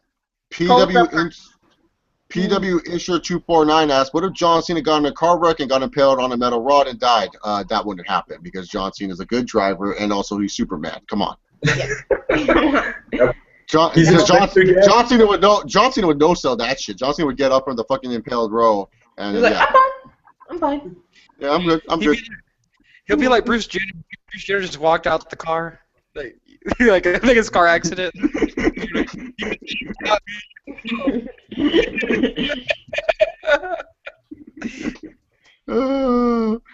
Snowdrop asked, to answer your question to the ladies at Chase68, maybe if I were straight, I'd date you because you're a funny guy. Thank you, Snowdrop. That really hits me there. I aim to win with my personality. So there you go. Largest85 asked, would you sleep with that tranny Tamina Snuka? Yes, because Tamina Snuka is beautiful in person. So She's yes. very pretty. Yes. Durst Expert 20 asks, for you, Weston, what's your Xbox Live gamer tag? Xbox Live. It's heel John Cena. Okay, that's stupid. Largest85 asks, would you sleep with Brooke Hogan, Chase? Oh, fuck yeah. Sleeping with Hulk Hogan's daughter? Hell yeah. I don't care. Dude, and then Hogan gets involved and we do it a threesome style? Fuck yeah. Incest for the win. Okay, so you say you wouldn't sleep with Charlotte, but you'll sleep with Brooke Hogan? Well, Brooke looks nothing like Hulkster. She looks like Linda all the way. Yeah, have you seen her at its best? Seen her in bikinis and all that? Oh my god. Yeah, she's pretty, but Beautiful. yeah, as a blonde, but I don't see how y'all don't like Charlotte. Because Charlotte looks just like Ric Flair. I don't get it. What do you need to get?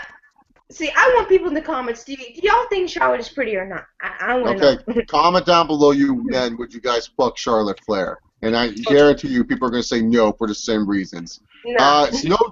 Snowdrop posted. This is what I've been wanting to read for a while now. Snowdrop posted her WrestleMania dream card, and it's as funny as mine. She has similar concepts that I do. All right, so her pre-show is Matt Hardy versus Jeff Hardy versus Kurt Angle versus Evan Bourne versus RVD, and a wellness policy violation battle royal with special guest ref Hornswoggle.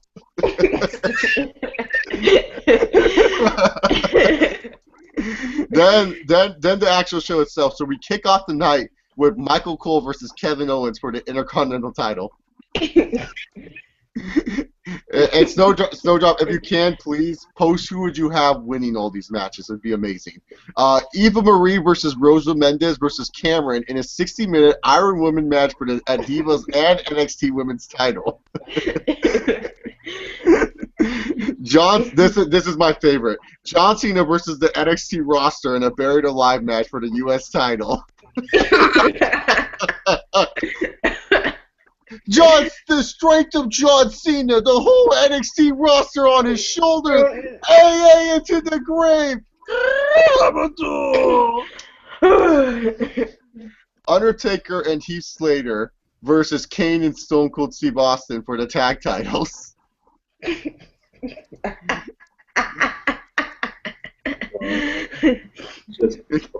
His co-main event.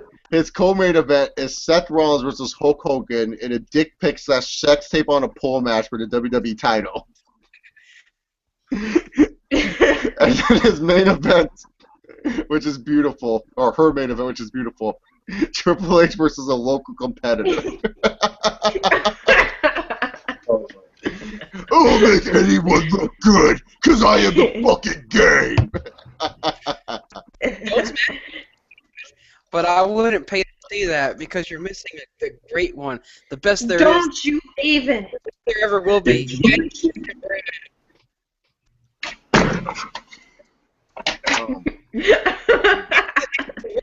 best there was, the best there is, and the best there ever will be. He can do it, people.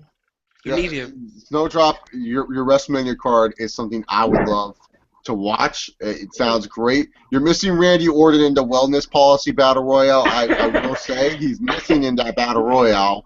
He deserves a spot in that match. You're stiffing Randy Orton there. But other than that, maybe I would have had maybe like bonus behind the scenes of like Shawn Michaels and Bret Hart having like a backstage argument or something like that, like where legends are arguing backstage or something, or politics behind the scenes. That would be cool to see. But other than that, perfect WrestleMania in my book. It's great. Oh, that would be great. 5-star WrestleMania. Top 10. And you're missing some Scott Steiner in there too. Durst Export 20 asks, favorite Halloween scary movies. I'm not a big scary movie guy, so I can't really answer that, but I guess Texas Chainsaw Massacre, because that's the only scary movie I can actually sit through and not be, like, fucking freaking out. Nightmare on Elm Street all fucking day. And not the 2010 remake, because that was bullshit. I'm talking about... Oh, that was terrible. Yeah. Don't get me wrong, I like, Jackie Earl Harley playing Freddy Krueger. I thought he made a badass Krueger, but the movie itself was just... it doesn't compare to the old one. So I was like, nah, that old one, holy shit. There's a lot of scenes I would go back on YouTube and I would watch, like top 10 death scenes from that movie, and they would still feel painful and so disgusting to watch. It's like, God damn it, man, how the fuck does this work? It's an amazing movie. You gotta watch that. If you haven't seen it yet, definitely have to see it. Alright, what about you, Aichi? Do you have a favorite scary movie?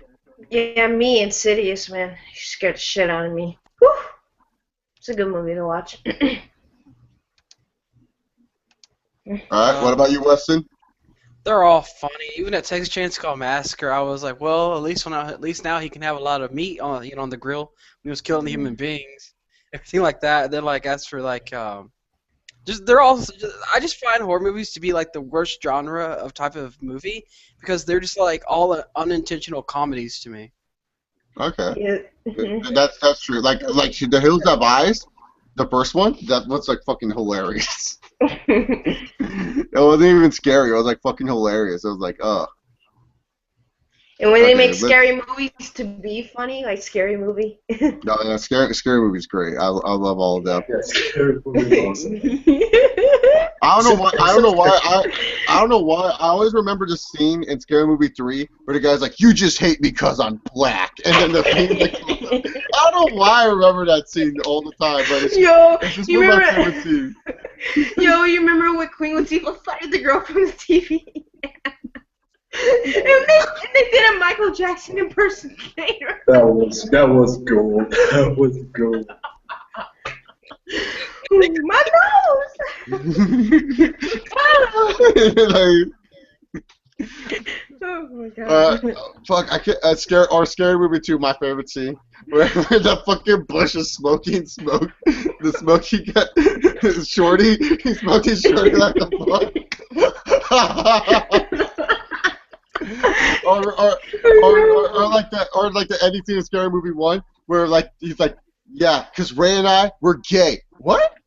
I'm not gay. But what about all those gay nightclubs that we went to? Yeah, they have good music. Yo, you remember the part when he had like the KKK is when he went up and everything. I remember the girl's like, "Oh, you're here to capture me? Ah! come on, kill me now, huh? Ah! She's like breaking her own bones and shit. Like, oh my god. Yeah. That's crazy. Oh my god. That scene. That was hilarious. Yeah. All right, then. So largest 85 asked, what if during a Kevin Owens match, Scott Steiner comes out and calls Kevin Owens fat I would laugh. I would laugh.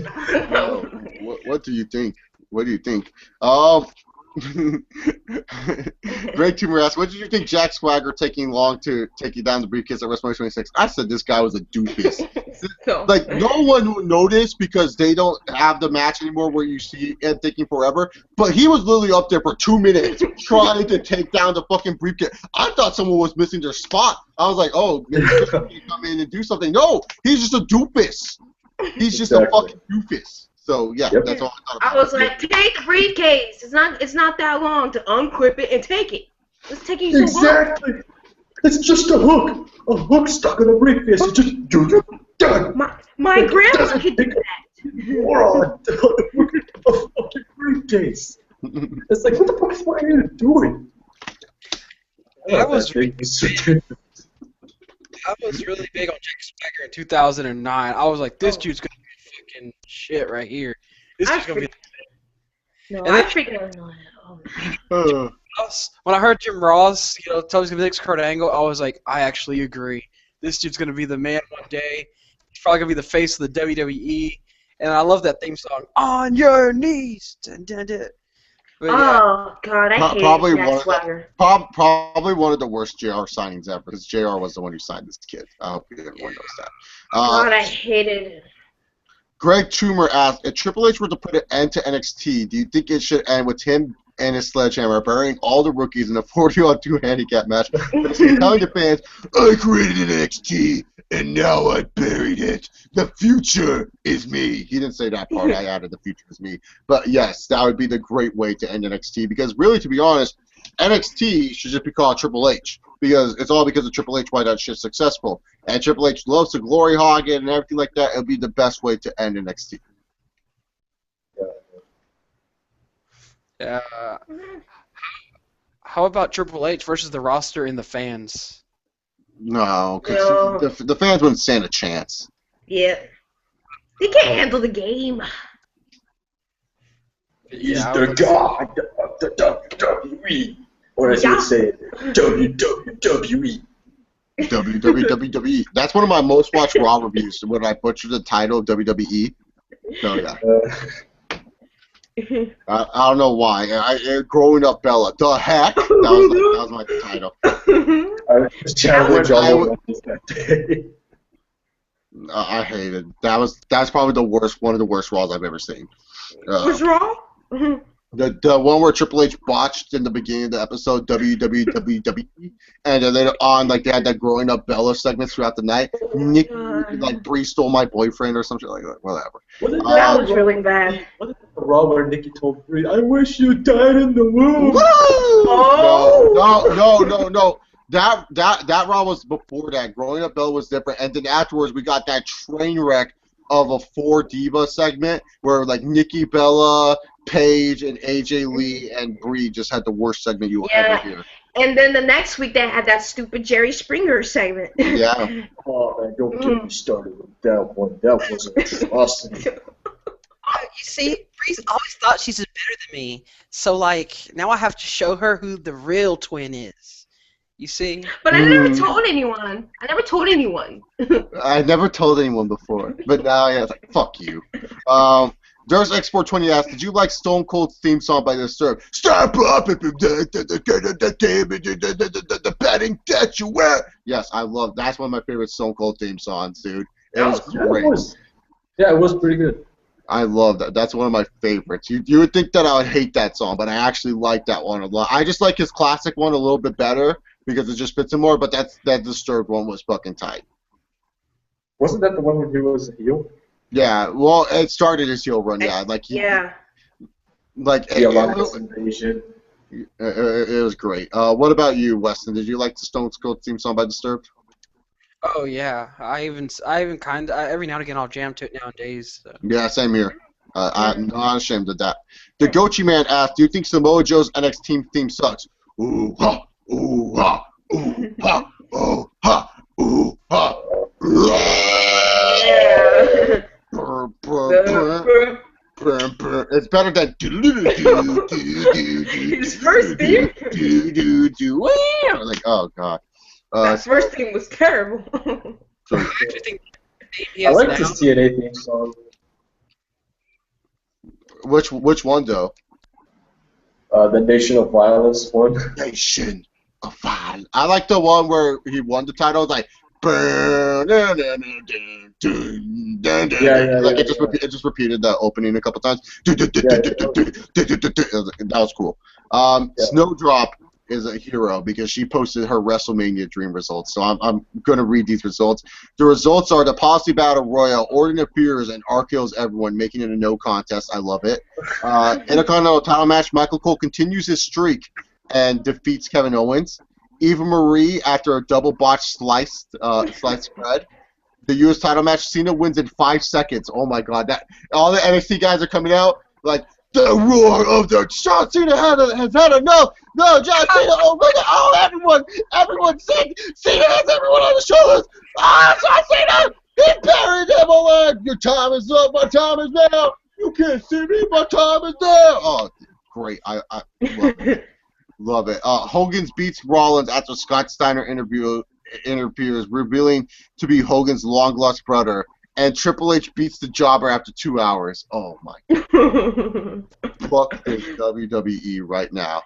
Book this right now. That sounds... Oh, my God. That's legit. Top 5. That's like the fuck WrestleMania 17. Move over. Snowdrop's Dream WrestleMania is better. I'm being dead serious. That sounds more entertaining than the shit that we're seeing on fucking television today. I would love to see fucking that's you want a twist right there. Scott Steiner revealing to be Hulk Hogan's brother. The fuck? Jersex 420 asks, were you a fan of Mr. Canada Anderson? Doing the twist there. Yes, I love Mr. Kennedy. Too bad he likes to injure people. I turn out the trouble and get real now. Mr. Kennedy was awesome. Yeah, I liked him. He had a unique gimmick to him, actually. Loudmouth. I'm your son, Vince. Rebecca Olsen finally joins the Q&A. And Rebecca, someone asked a question about you, asking if you were attractive. So I think it was Final Limits. So She sounds attractive. You got fans, Rebecca Olsen. Rebecca Olsen asks, do you think Daniel Bryan looks like an ugly garden gnome? Oh, hell yeah. This is why I love. If you guys don't know, Rebecca Olsen and I were both Daniel Bryan haters. So fuck you guys. What do you guys say about that, Weston? Yeah, he looks like a. If that's the case, then Garden Gnome should be honored. Oh my God! Trying to sugarcoat everything. Get this side off LeBron. The fact that the same breath as Daniel Bryan is an honor. It's like getting put over by the Undertaker. Okay. Oh my God! It's like listening to ESPN talking about LeBron James. Holy fuck!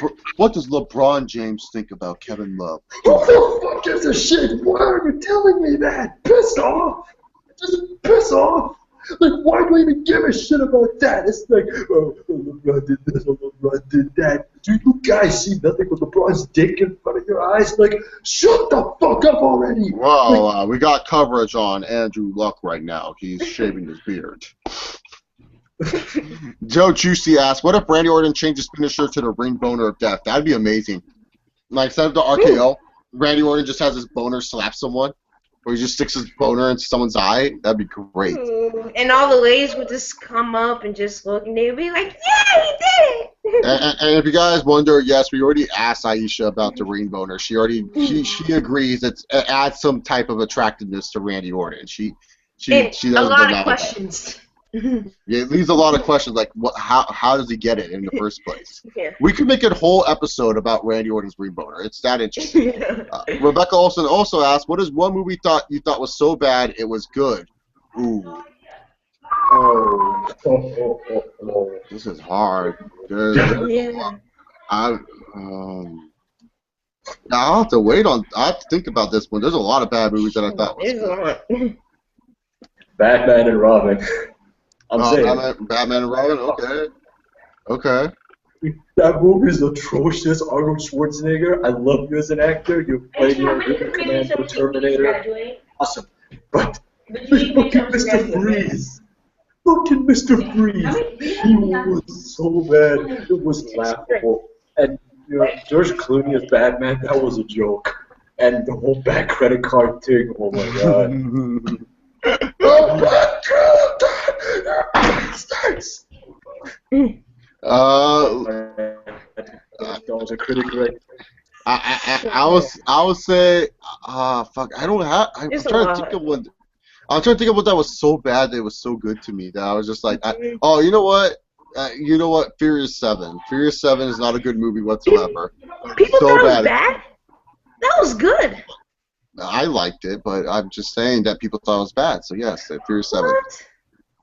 I don't know what people are saying. You had Ronda Rousey in there. What movie was so bad it was so good, Weston? There's only one that I can really think of. That's probably a Dude, Where's My Car? Oh. Just nothing really made sense in it. All right. We're going to take a couple more questions here because I got to wrap up and I got to do some other stuff soon. So we're going to have answer 1, 2, 3, 4, 5, 6 more questions. So sorry about that, guys. But thank you for coming in. We've been doing this for 2 hours, so you can only do it for so long. Just Export 20 has a question for Nero. What type of music do you listen to? I listen to, underground rap and a lot of punk rock. Like, one of my favorite rappers that I really like listening to is, like I said, Chino XL, Nas, Immortal Technique, Diabolic, KRS-One. I enjoy a lot of old KRS-One. Step into a world, 7L Esoteric, Run the Jewels, LP, Killer Mike, shoutouts, Cage, Aesop Rock. And when it comes to punk rock bands, I like Minor Threat, Converge, Snot, and a little bit of Billy Talent. A lot of good bands. So rock and rap, basically. All right, then. So we have Diamond and Silver asking a question, and she says it's free to call me the artist formerly known as Diamond and Spoon, and out of respect of you, Diamond and Silver, I will do that. So the artist formerly known as Diamond and Spoon asks, what if Batista returned to join the New Day? That'd be great. I could fucking. He's already wearing the blue. It'd be great. New Day rocks. New Day rocks. New Day rocks. I can just see Batista. I could see Batista doing that too. It would be something fun for Batista. Batista would stand out. He would be the main event guy of the group. So yes, I would love that. Oh my God, Batista and New Day. Come on, how much entertainment you will get? Him being all hyped and stuff. Him doing the little shimmy dance, what Big E does. It'd be great. That'd be amazing. Awesome. What about you guys? Batista and the New Day. It would be hilarious. I would buy it. Imagine Batista just go with the trombone all over the. Yeah, they seen Batista's theme song, the trombone. Isn't Batista married to a stripper? Yeah, something like that. Who cares who he marries? No, you can imagine him bringing him. Because I almost called Aisha Charlotte. I was all like, because she's been talking about. Thank you. Because she's actually pretty. Ew. Oh. See, that's why you like Charlotte, Aisha, because she looks like a dude. You're just proving the point that Charlotte looks like a dude. You say she's pretty and stuff like that. No. You compared me to Charlotte, and Charlotte's a pretty girl. Chase, there's a question. She looks like a dude. That's why Aisha has a crush on her. She looks like a dude. Well, until Weston gets back, I need to ask Chase a question. You think I'm a juggalo? Huh? Well, you Until asked, Wesley. you asked a question about Juggalo, so I said I don't know if you're a juggler or not, man. But if you are, If your it sucks to be definition, you. I tell you, no, I tell you, if your definition of a juggalo is me wearing face paint and with hatchet gear, talking like a gangster, and going whoop whoop every time, then no, I'm not. I just like listening to some ICP and Twisted, mainly No, because no. Twisted has a Oh, lot of. stop. That's just terrible. What? No, hear me out. Just hear me out. No, I do not. I'm not going to hear you out on this. This is already going south for you, my friend. What? I'm not hearing you out. I'm. So Aisha, how's your day? How was soccer practice? Why you change the topic? Maybe want to change the topic. What's wrong with that? So how was your day? How was soccer practice?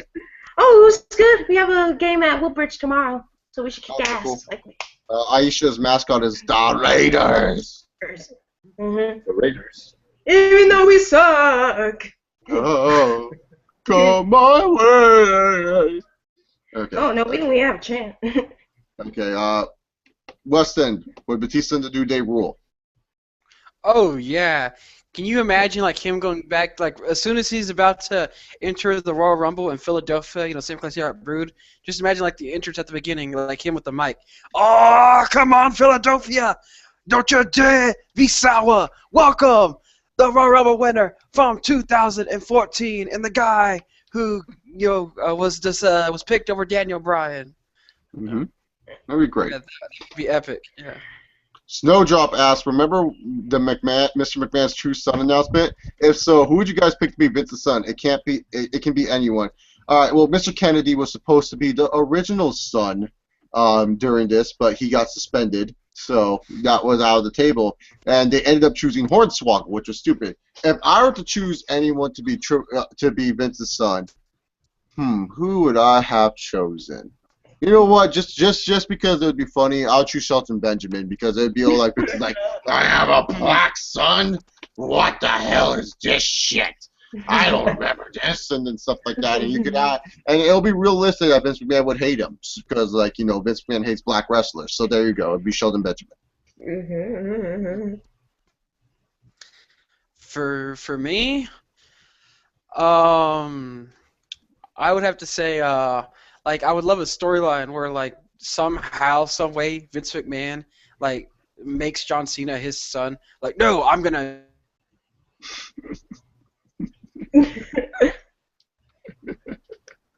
I can see. I have a theory about Vince McMahon and John Cena that I will let out in a moment once Weston's computer gets fixed. Hashtag GoFundMe.com/Weston get a laptop. It's not a real thing, guys.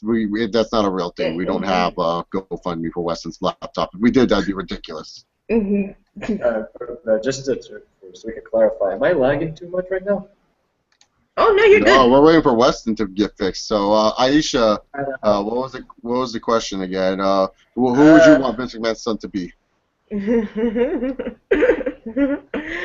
Vince's son. What happened in Big Show was Vince's son.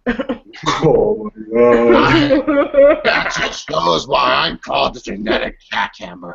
Look at this man. Man. Ooh. What about you, Nero? Who would have been Vince McMahon's illegitimate child? Just because I think it would be funny, Randy Orton. I would love to see what he would do with that. Yeah, okay, I like that. He punts his sister and his dad further down the line. That's cool. I like that. General. I mean, there was a segment I remember one time where he said, "I would like to call you my son," and I was like, "Randy Orton as Vince's son.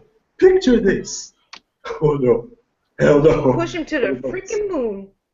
That'll be our John Cena. I think John Cena is a clone that Vince McMahon made. I really do. I really do. I really think he is. Jurassic Sport 20 asked the final question of this Q&A. How would you book Daniel Bryan when he returned? I build him to lose at WrestleMania to someone like Owens or Cesaro. Yeah, that would be like the first person that I would do is Bryan and Kevin Owens. I would have it where Kevin Owens is kind of disrespecting the IC title kind of angle. where like Kevin Owens just like disrespects it, and Daniel Bryan's all like, when I left with the IC championship, I gave it to Ryback won it, and he took care of that belt. But you, Kevin, all you're doing is disrespecting that title. You don't care about it whatsoever. You throw it to the ground. Like, I'd make Kevin Owens just disrespect the IC championship. Like, like instead of like wanting to finish fights, he gets counted out because he's like, fuck it, I don't care, I'm still gonna be champion and stuff like that. It's just like all this little stuff that leaves Daniel Bryan saying like, yeah, I came back early from my injury, yeah, I should be retired, but I cannot handle the disrespect, and I think fans would love that and get heel on Kevin Owens. It makes so much sense, but yeah, that's what I would do as Owens and Bryan feud. Aisha, what would you do with Daniel Bryan when he returns? Me, to be nice, I would actually have him and Rollins go for the belt for a while, and he'll lose, and then go back to the maker where he belongs, and then feud with Kevin Owens because everybody wants you. Once I beat you, Daniel Bryan, then they will give me my statue. Your statue? Oh wait, Rollins, look where your statue is. Because that's how. You want your statue? Man, should Seth Rollins have his statue? No! But should Daniel Bryan be WWE champion? Yes!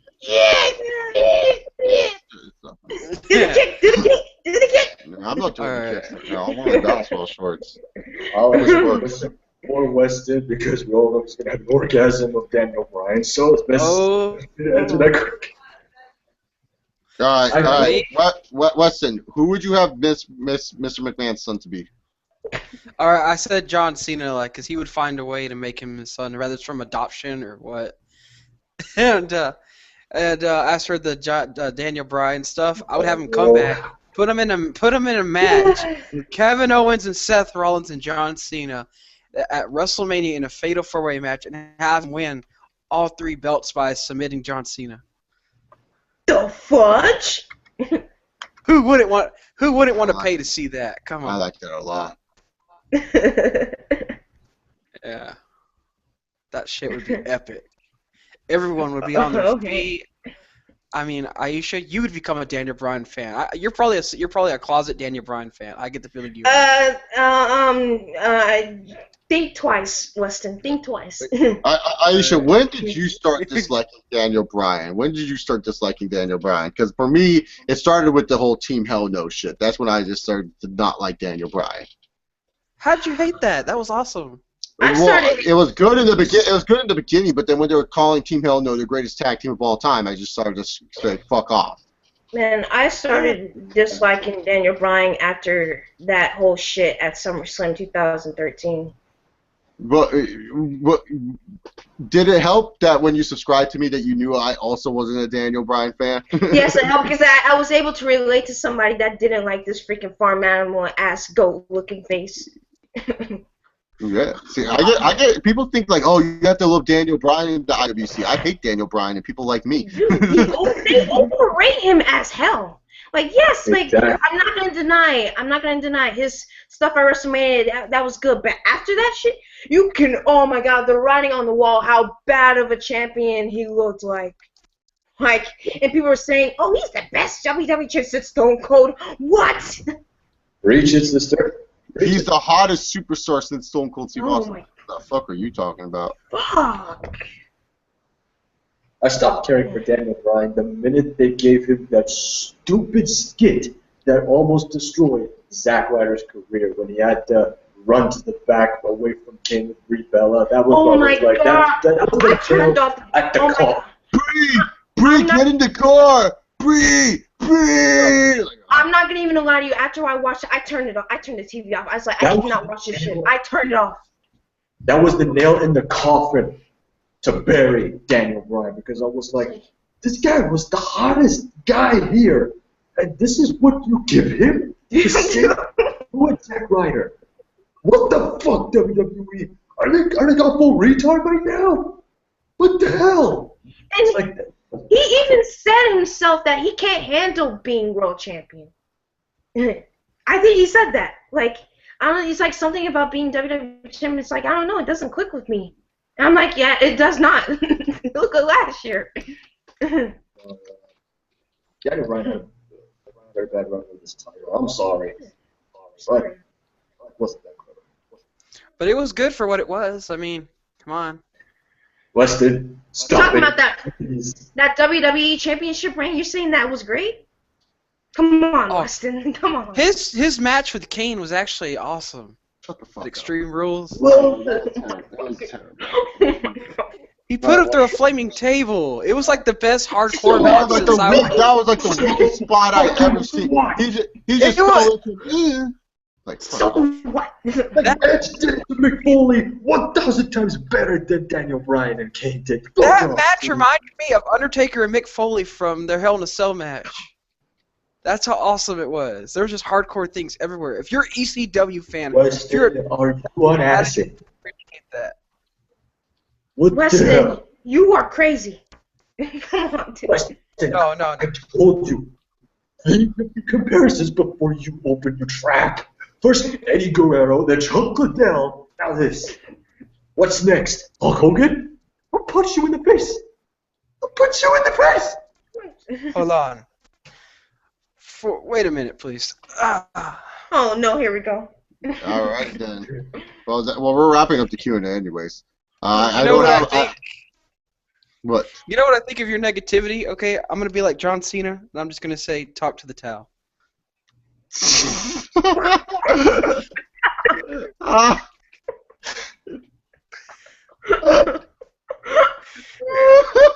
Sit that up there. What? How does Daniel Bryan's dick taste, Weston? Oh my god. Talk to the towel, man. Talk to the towel. Okay. Yes, all the way. Fuck off, Weston. Your towel. I also got his wristband. And every single night. I also got his God. wristbands. Oh my god. Oh my god, it's a Daniel Bryan. Fuck guys. And I got his shirt right there. I'll put it on, but No. I'm done. You Weston. Oh god, this is great. Great shit. Anyways, I don't have a Chase Oliver question of the week. I couldn't think of any, unless you guys can think of a question for me to boost my ego. You know what? Okay, I just want. Here's my question: how big do you think my ego is? There's a question. Just to stroke my ego. How big do you think Chase Oliver's ego is? No, you don't have an ego. You're What the actually pretty fuck? legit. What the fuck are you talking about? I think you're normal. What's wrong with that? What do you think, Aisha? How big is my ego? Oh, it's freaking huge, man. It's bigger Thank than you. Triple H. It's bigger than Randy No, Orton. let's not go that far now. I'm not nowhere near Triple H's level yet. You're taking it way Oh, too no. far. Oh, too far? Okay, I'll say half. Half. Okay, I'll take that. Okay, half. Uh-huh. I really don't see an ego. That's just me. You know, just imagine Chase and Triple H Eagles combined. Who the hell? Oh, Oh, that'd be great. That'd be great. Anyways, guys, thank you very much for tuning into this Q&A. You guys can follow Weston on Twitter at WestonTex or Weston_Texas. I forgot his Twitter name. But you can follow him on there. Make sure to check out his YouTube channel, youtube.com/TheAngryMark. Aisha, plug your stuff. You can follow me on Twitter at WWEGirl28 and Instagram by Aisha Bass. And Nero, plug your stuff. Nero. You can follow me on Twitter at codename Nero, and I have a small YouTube channel called Nero Rampage. Now that channel is basically just a side channel. I'll be definitely uploading a lot of videos soon, so stay on the lookout for that. Definitely gonna make a comeback. Thanks to you, Chase.